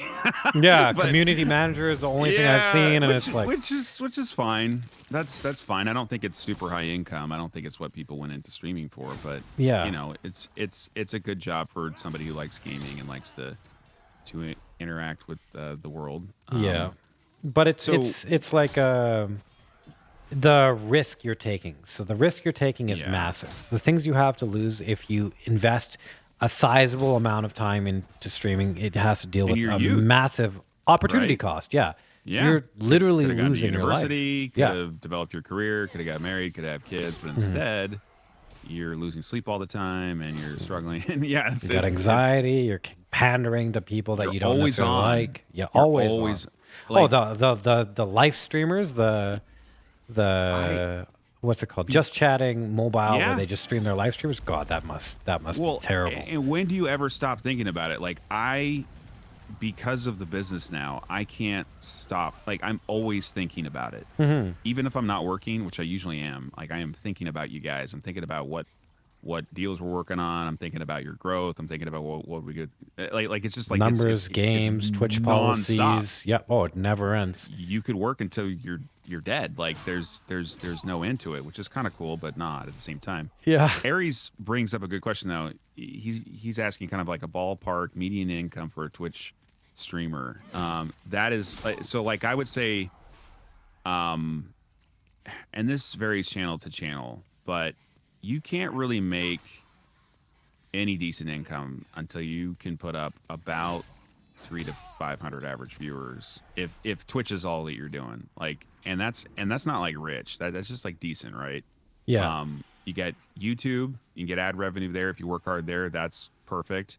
And ideally, and this is something that a lot of people don't know, but ideally, like a long-term professional career as a streamer, YouTuber, etc., about half of your income should be coming in through sponsors and brand deals. So, like a lot of the people that we've worked with have never really had a deal before, and so like we're getting their first few, which is really cool. You guys Like, got me my first deal too, actually. yeah, see, With so Death so Stranding. many of you guys, yeah, so many of you guys, like the first time you've ever been paid to just do your job, and it's pretty cool, right? Oh, super cool. And I think you got me double or triple the rate that they were offering at first. Which I was always also... sell hard, Yeah, man. Yeah. yeah. I may not be popular in some of the PR discords with the rates, but I always do a good job and always make sure that you It guys is do what always you're a good supposed job, to do yeah. and everything. And the people that they work with are good because I vetted all of you. Like I don't work with anybody I don't like. Yeah. I don't work with anybody that I can't watch. Oh, that's fair. That's a good. That's my rule. If I can't sit and watch their stream for an hour, I will not work with them. Yeah. Because it's just too much. It's just boring. Yeah. How are you gonna even? What are you gonna suggest? Like, it just doesn't work. That's why we don't have any League of Legends streamers. We don't have a lot of Fortnite people. We don't have like things that I'm like just not really that into, right? Right. I think that's a yeah. good thing. I think that's a really good thing, actually. Keeps things more human. Yeah. Now I do wish a lot of you guys would play games like some of the bigger games. Like if some of you guys were to jump into some Minecraft or some things that are like on the top end, right? Because that's like big stuff. But again, if you don't have the passion for something, like you're never gonna be able to. You know make what, that Rap work. Dad? If Minecraft is a game where I can just do this and talk to people, I would play Minecraft. Because the whole reason I'm playing Demon Souls right now and not hating it is because you're talking right now. You're talking to me. I'm having a conversation with you. Chat seems to be enjoying it. I'm content. If Minecraft was the same way, I'd totally do that. That's the difficult part, the logistics and stuff like that. So maybe that might even be a good idea. Yeah. Well, what I like about Minecraft is there's this whole speed running community now. Like it's pretty competitive. They have like Really? Yeah, they have Minecraft speedrun tournaments. They're big.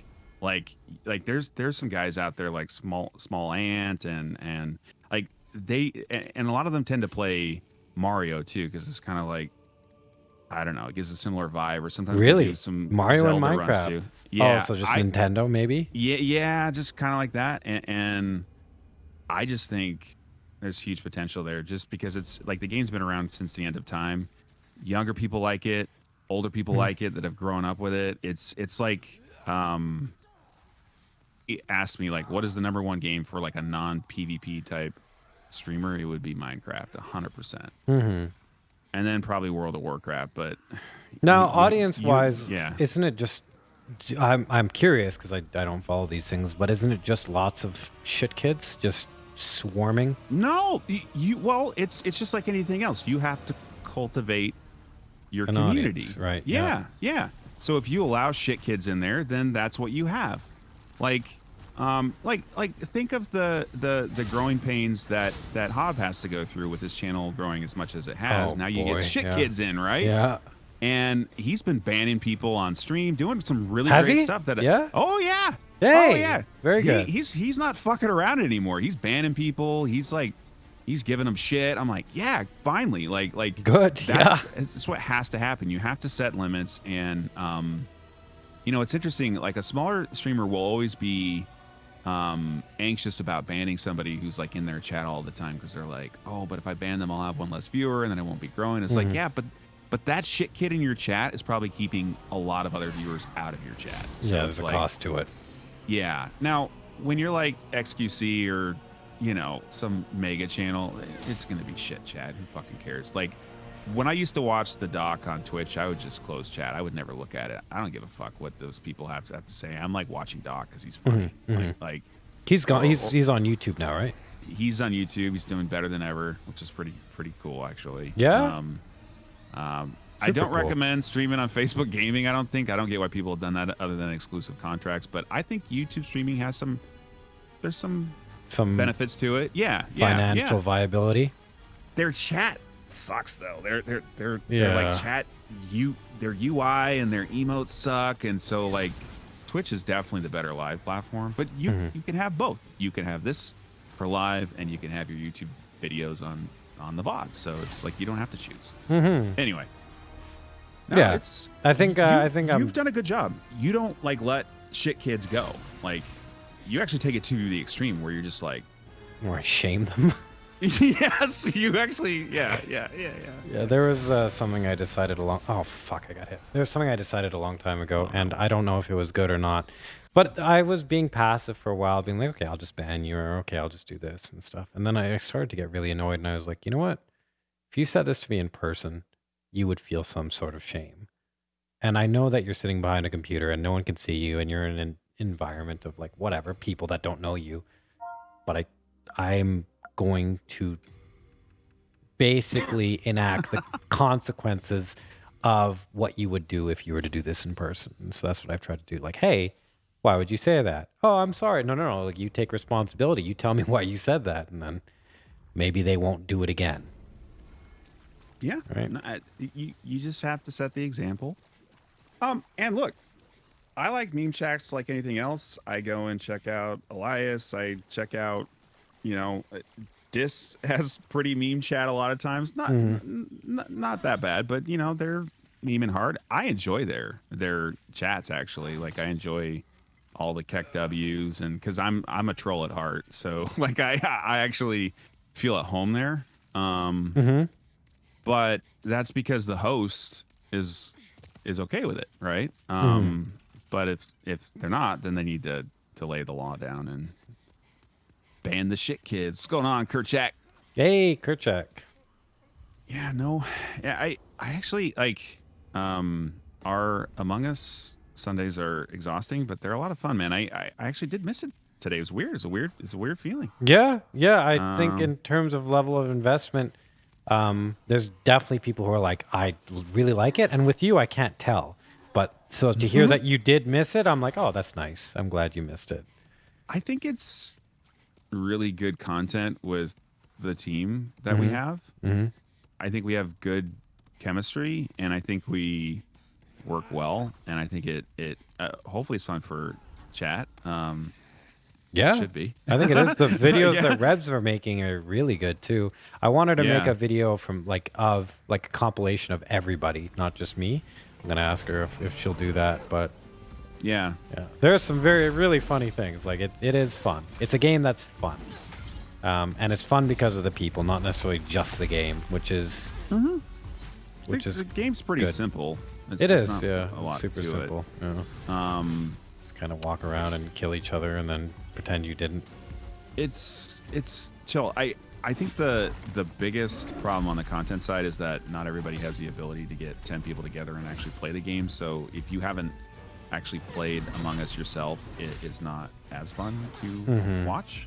And I think that's what sucks, is that it's not easier to get a group of people, but that's kind of how the game works. Yeah. So, Oh, got hit again. Okay. Oh no! Oh, the butt slam. Yeah, that just that is a barely caught huge me. AOE. Massive. Yeah. You look clear there, but all right. Yeah, it's okay. You're just throwing for content. It's fine, guys. Yeah, it doesn't matter. I at love this the point. face tattoo, by the way. That is. Oh, Yeah. No. Oh, you're not. You're not Yeah, gonna I'm go not with it. going All with right, that. all right. Absolutely All not. right. Okay. All right. You want to be employed later in life? Uh-huh. Yeah, guys. Don't get a face tattoo. It's just not. It's not a good idea. Yeah. Oh, that reminds me. I really wonder how the world's going to go with all this new technology and things. Okay, so here's an interesting thing. I think about Yeah. when I was younger and you have your grandparents and then they'd talk about their lives and there's the normal elements of like, yeah, I walked up the hill both ways and the cliches and stuff. Yeah. But you hear about how they were used to something, it was normal, and then there was a radical change and they don't understand it. Like, Yeah, no, yeah. now there's computers, and it's like, I can't even type. And it's like, okay, fair enough, grandpa or grandma or whoever. But then it's like, think about, okay, what's going to happen with us? Because the same radical change could happen, and it might happen, where it's like, we're pretty computer literate. And we generally know how to deal with a lot of things. Is it going to go in a more technological direction where it's like, even like, okay, like super VR or something that you can't even conceptualize, or is it going to go the other way where it's like, yeah, actually there's a catastrophe and all your computers and your coding and stuff, that's all gone, and the people who knew how to survive in the woods, well, they get to survive, but the rest of you, because you didn't develop these skills, because why would you, there's no reason to, you're going to have to either learn or you're going to die. And I wonder which category the change we're going to experience is going to be under, because I think it's going to be one of the two. Or Or we we just hit the reset button and we go back to the Stone Age and everything's just better, right? no, why would with the Stone Age? Ugh, why would no? That'd be terrible. All right, the Bronze Age. I don't want. what? Nuh-uh. What do you want? All right. Can you imagine a world without internet or without connectivity? Not now, unfortunately. Not now. Yeah. So what Oh would my you God! do? Can you imagine a global pandemic with no internet? How? Oh my God! Everybody. Well, no one would obey it. People would just get sick. Yeah. Yeah. They'd just get Like, sick. What would you do? I Oh think my actually God. it's really interesting. I think I think when they look back in history, they're going to say this was the age of social media. This is what our age is going to be labeled. Oh yeah. That's This depressing. is the social media era. And what you're going to see, like imagine if COVID existed and there was no social media. There would be so many more people who were just going out and doing things. And you know why? This is a very interesting thing. It's in a book. I think you'd like this book. It's called The Righteous Mind. But there's a lot of studies done in terms of social, like if people, for example, cheating on a test. Will people cheat on a test? In one situation, they're just put in a dimly lit room. They are more likely to cheat. In a situation where they are in a room with a painting of an eyeball on one of the walls, they are less likely to cheat. Social media kind of does that, where it's the same idea, cheating, except instead of cheating, you label it acceptable and unacceptable behavior. So I think a lot of things that are happening now, because everything is so connected and you're visible to everybody all the time, no one is engaging in that behavior, whether it's right or wrong. It's just it's acceptable or not. So with COVID, I think if there wasn't social media, I think my hypothesis would be that a lot of people would be just getting either sick and dying or becoming you're immune. Probably right. Like I don't want to get caught up in your analogy, but it just made me think about cheating on exams. I have never cheated on a test. Really? Ever? I had the closest it ever came is I remember I was taking an online course back when like they were just starting to do these, so like the professors didn't know what like how to do it, and so I was taking the course over the summertime, and there was a study guide for the test, and I was like, cool. I went through all the study guide, and then I went to go take the test online, and the test was the exact same questions as the study guide. Was it? Yeah. And I was like, whoa. So I took the test because I had to finish it, but I emailed the professor and I said, hey, look, I just took this test. I'm pretty sure I aced the fuck out of it because it was the study guide. Yes. Yeah. And he's like, yeah. Thanks for letting me know. A few other people did too. But I bet there were people out there who were just like, I wonder if I can get away with this. Right? Oh, yeah. Or yeah. That's really nice, Rap Dad. You went and you're like, hey man, I know you don't know this, but I'm gonna cover for you right here. I play to win, man. But when I lose, I lose. I will own up to my mistakes and my shortcomings. And it is a truly hollow victory. A hollow victory. That's a really good way to put it. That's super cool. Look at you. Yeah, that's great. You get an A by cheating for what? How do you? You can't what do take you get any pride excited in that. for?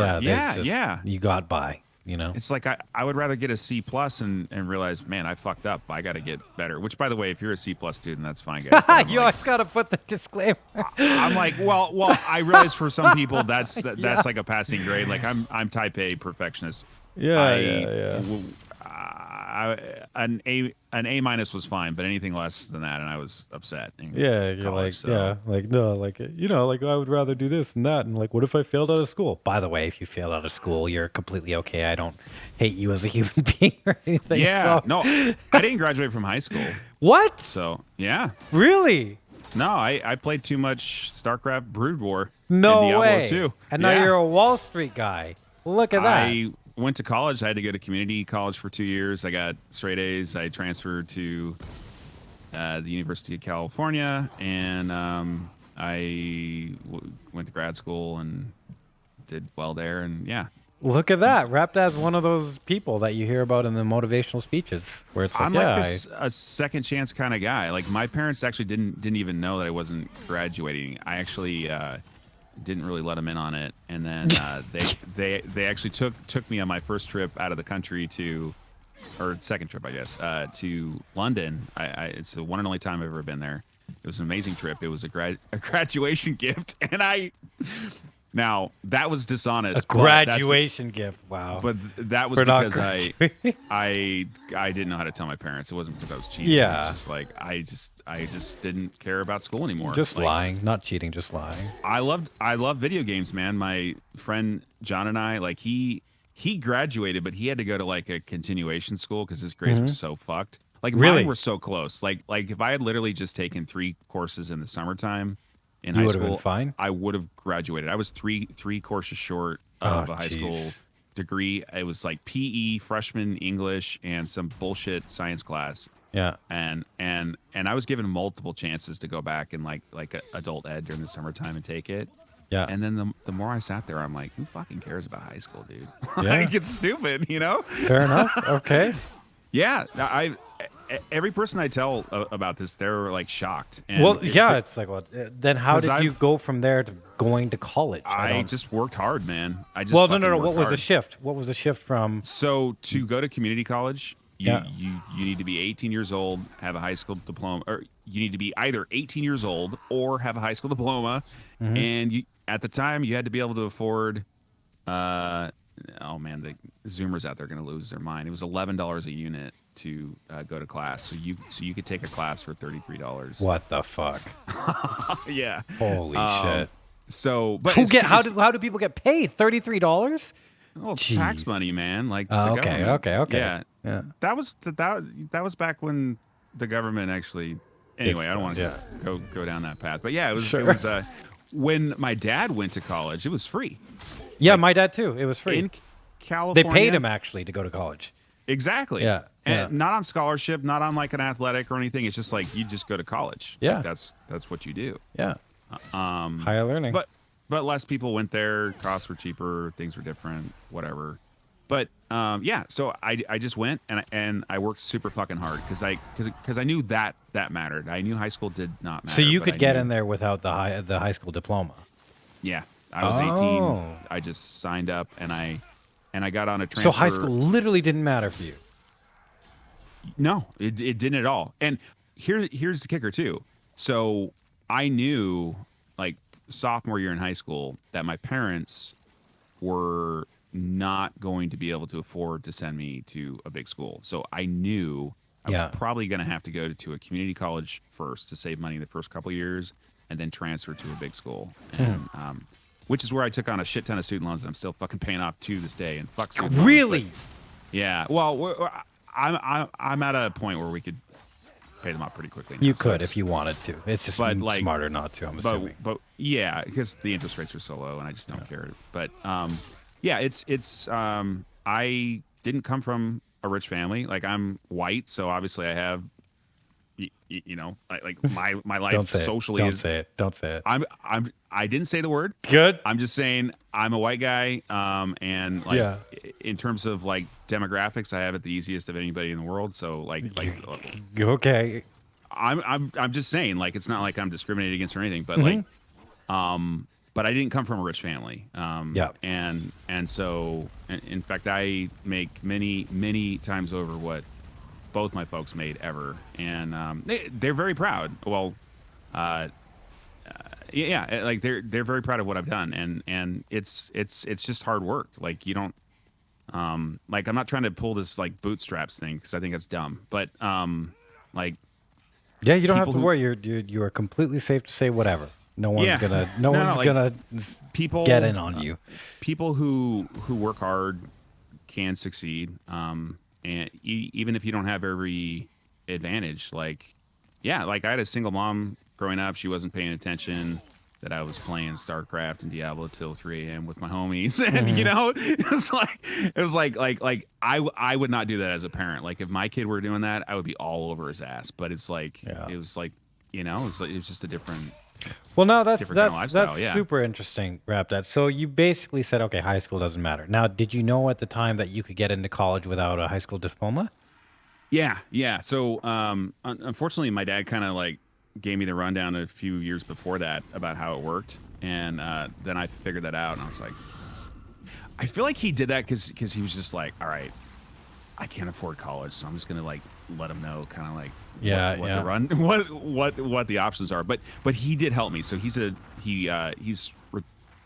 is retired now, but he was a teacher, and he knew What the whole subject did you teach? system. Just out of curiosity. History. He's a history and pol- teacher. and political science, and I told myself that I would not take political science in college, and that's exactly what I fucking did. It's Why? like my mom did it, my dad did it, and somehow it's in the blood. Like, Why did you tell yourself you wouldn't do it? Just because your parents were doing it? yeah, because my parents did it, and I was insisting that I was not going to become them, which become I'm like not your them, parents. but I studied the exact same thing that they both did. So my mom was a reporter, and dad Oh, was that's a cool. teacher. A reporter. Super cool. Yeah. Look at that. Back when people read newspapers, right? Yeah. When that was a Yeah. thing. So it's just like, yeah, he told me how it worked, and that's the leg up that I did have. Like, there's a lot of kids out there, they don't have parents that like explain to them how these things work. Like, you could be a total fuck up in high school, and you could still pull your shit together in community college, or whatever they call it in Canada. It's like the I don't my dad's- think we have community college here. I don't know what we they have. should have them everywhere, because like it's We have a like fail-safe. technical schools. That's what we have. It's kind of like that, but it was like it's like a low cost. Kerchak's saying it's just college. We don't have community college, but we have, like in Calgary, we have the University of Calgary, which is our good one, and then we Yeah. have Mount Royal, which is our shitty one, and then we have SAIT, which is our technical school. So, I guess I was going to Mount Royal, is what it was, like the first 2 years, right? Okay, yeah. That's kind of what it was. It's cheap. Anybody can get in. Most people don't graduate. Also, like, the graduation rates are like 25-30% or something. Like, most people are just wasting their life and time. Mm-hmm. But in fact, back in the day, my dad said that they used to call community college high school with ashtrays, because they used to let Jeez. students smoke in the classrooms, and so it was just like an extension of high school, but you're older. You're older. You can do more. Yeah. But that's, I think those types of things need to exist, though, because imagine if that place didn't exist. I would be a complete fuck up. I would probably be a drug Well, addict. not necessarily, I would but probably, I'm not saying that. But I think they should exist. No, Not you would be a what I complete would fuck fucking up. do. Like, I had no skills, no credentials, no nothing. Like what was I gonna do with my life? Well, right? here was the next question, and there's no right or conclusive answer to this, of course. And this is just out of curiosity in terms of what you think, but do you think if your parents were more attentive, you would be where you are today, or you would have developed the qualities you did today, or That's a great question. yeah, What you're trying to say, the way I would say it is, do you think if your parents didn't fuck up, that Yeah. you would be a fuck up yourself? And yes, I think the fact that my parents actually kind of fucked up on, like I had to fight my way out of it. Like I could have just been like a middle class white kid that did everything he was supposed to do and had everything come easy, but instead I was like a lower middle class white kid that parents were too busy and divorced, and there were I have two Yeah. other sisters too, and it's not like they were bad parents. Like I love my parents. Yeah, They're yeah, good yeah, people, of course. but like they were not perfect parents, and they would admit that. yeah. But if they hadn't fucked up, it was sink or swim for me. That's exactly. Yeah. You had to adapt. It was adapt or you're done. And honestly, and I don't know how I find a way to get it back to content, but I always do. For a streamer who has a solid job behind them, I think most of those people will never succeed on this platform because they don't have to. That's I interesting. Yeah. had to survive. I had to make it work. I had no backup plan. But if I had parents who were there to just bail me out and pay off my student loans and pay off my credit cards and buy a house for me and all that kind of stuff, I would be a fuck up for life. I would be a drug addict. I would probably be a piece of shit. I would probably have kids, but not for the right reasons, and I'd be a shitty parent. And yeah, just like the whole cycle continues. So Do you think for sure that would happen, or is there a chance you think that no, you'd still be the way you are today, or even better? I would like to think that it's something innate about me that caused that drive, but no, I think my parents, their sort of lack of supervision at times forced me, especially as the oldest child too. So I'm the oldest. There's always more pressure on Always, the oldest yeah. one, right? Always, yeah. If they had not, yeah, Faraaz, this is better than therapy, man. Like I have been like upset in off and on with my folks for like years now. Like I'm past it now, but I've been upset with them. Man, you guys could have done better. You could have done this. You could have done that. But it's like what they did shaped who I am. Yeah. So before you go on, what do you mean by this is better than therapy? I've never been able to like wrap my head around this. Like I've never been Really? able to. Yeah. No, I've never been able to square it off. I've just always accepted it as like my parents were what they were, and they did the best that they felt like they could do. And now that I'm a parent, I'm not perfect. Yeah, you leave your kids at the gas station while you play World of Warcraft. What are your rates for us? No, guys, like there's a reason for everything happening, and like I'm not trying to get all religious because I'm not super that way, but like there's a reason why. Like I believe, regardless of what a superpower, freaking superhero in the sky, or just like fate or whatever the fuck it is, like I believe that there's a reason why everything happens, and sometimes we don't fully understand it until way later in life. Yeah. And does that mean that we can't change? Maybe not. Maybe it's all been scripted, maybe it's like a boss fight, right? Yeah. You can't know though. But every once in a while there's a glitch, right? Something fucking weird happens that you've never seen before on a run, and then it ends up shaping your view, and then it's not scripted, and you do have control. Or maybe this is all the fucking Matrix, and this is all bullshit anyways, right? Who fucking knows for us? Who knows? Yeah, that's the thing. You don't know. Well, here's the interesting thing about that. So I hear that often. I even read that in the book, Man's Search for Meaning, which is it's a pretty cool book. But it's the idea that what you've been through in life, a lot of people say, like, I didn't have a choice. Like, there's no choice. I had zero choice. It was either sink or swim, die or keep going. Like, that's all it was. And it changed the way I did things, of course. And they say this is what they say. They say, I would never wish that on anyone, ever, because often it's horrific, terrible experiences or just really a lot to endure. But then they also say, but I do not regret it, and I treasure it, and I value it so much, which is a really, really interesting thing. The statement that you go through something so terrible and you don't wish it on anyone else. You don't want your kids to go through it. You don't want your parents or your friends to go through it. But at the same time, it's also what makes you you, and it's also what has allowed you to be so valuable in your own eyes, because it's often phrased that way. So I think that's a really cool thing. And I also think that is lost today on a lot of people. Well, imagine it this way, right? Do you want your life to be like Stardew Valley, where everything's nice and happy and easy and nothing matters and you're just chilling and hanging out all the fucking time? Or do you want a massive fucking demon to come out every once in a while and just fucking wreck your life and really make you think about practicing and getting better and perspective? And like, maybe that's why Dark Souls is so fun, because it fucks you up and it's like real life, and Stardew Valley is not. It's not. Real life isn't like that, you know. I still haven't played Stardew Valley. I don't know anything about it. It's a pretty cool game. I'm not shitting on it. Yeah. I'm just saying, like, the stakes aren't that high. Like, the stakes aren't that high. know. Yeah, it's more of a relaxing thing. This is I also noticed that people like those games a lot, like Skyrim.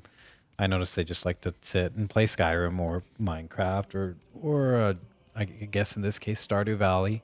And it's not like I'm saying, oh, that's a bad thing or anything like that, but I do notice that people do like things like that, like task simulators almost. Yeah. No, Yeah. I did not piss off every farmer. Farming is a hard fucking job, and in the future, no one's gonna want to do that shit. Actually, my dad owns a farm, and I just read it, so. he's not a farmer. He owns a farm. A farmer farms it. That's a hard fucking job. And by the way, the farmer's son does not want to do that fucking job. So I don't know who's He gonna doesn't? What is he? He's trying to get farm away? the family fucking farm. Yeah. He's probably just doing something fun. Like, I don't know. Farming's not fun. You get up early, you don't make a lot, the fucking hail comes in and ruins your fucking crop. Tend animals. Yeah, you're subject to the weather. The hail comes in and ruins your crop. You know, yeah, I'm serious. I know. That's the life of some people. That's just why it's so. But it becomes funny.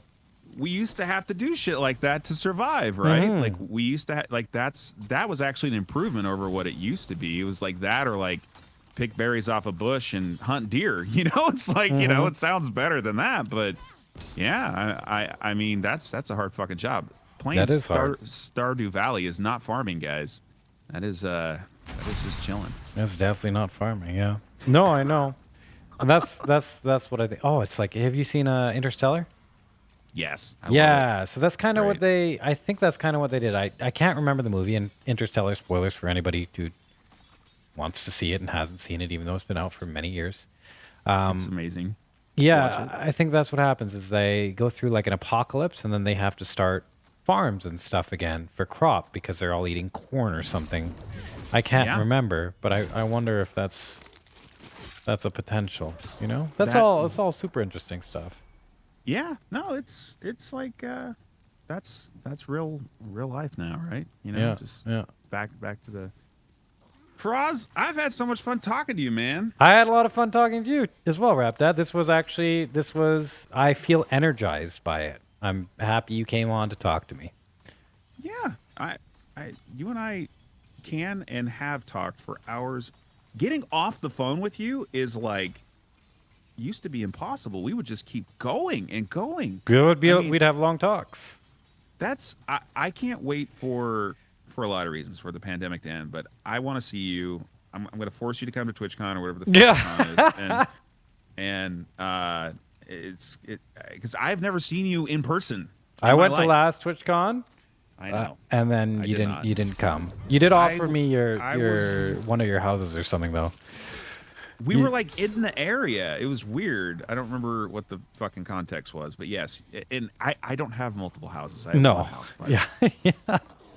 not yet, anyways. You know, Not I'm still yet. working on the first Lambo, guys. Chill. Well, all right? once So- Squillakilla takes off, changes games, and gets 10,000 viewers, you'll be swimming in houses. okay. Yeah, you just gotta. Why can't it be? Gotta make that happen. Why can't it be you? Like, why can't you be the next Minecraft speed? I mean- slash millionaire slash mogul of Twitch slash I playing could. Among Us with Pokimane and fucking yeah. Because Pokemon doesn't want. She doesn't want to play with me, man. And even then, it's like I don't even know how I want to play with her. I know nothing about Pokimane. I think. Well, there's no reason why I can't because I could. Pokey W check chat. Yeah, but Go ahead. I got a bunch of different things going on. Hopefully, we can have a few houses in the same same cul-de-sac or something. But those other things are going on, and I think what it is. I think I've finally, well, not really. I wouldn't say finally, but I'm now becoming more accurate in terms of what works for me and what doesn't.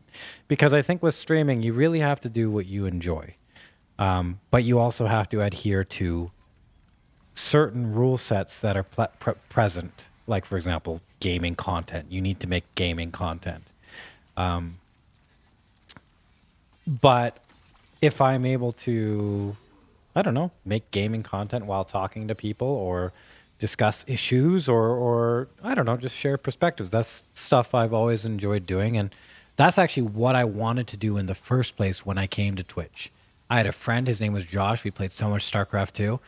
And we would just talk all the time. And I was like, you know what, that'd be fun to do on Twitch. That's how I got started too. I'm a little older than you, so it was StarCraft Brood War. I'm 48, first, rep that. No, you're not. Okay.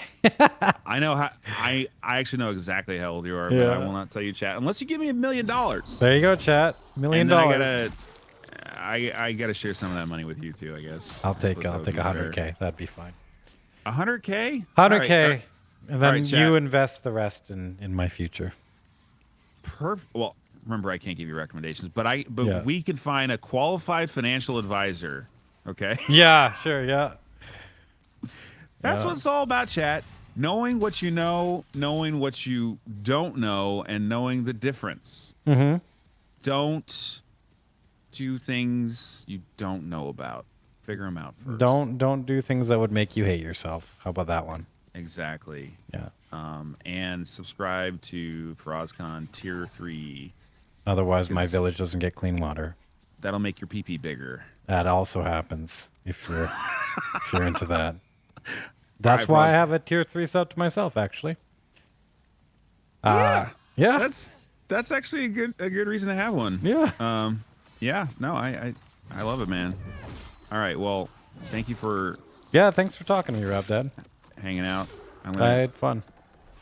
go try to help a streamer meet their objectives in career, and I'll see how you're doing on the run. Let's get it this week, okay? Yeah, Let's, sure. Yeah. All right, fair. All right. All right, Fraz.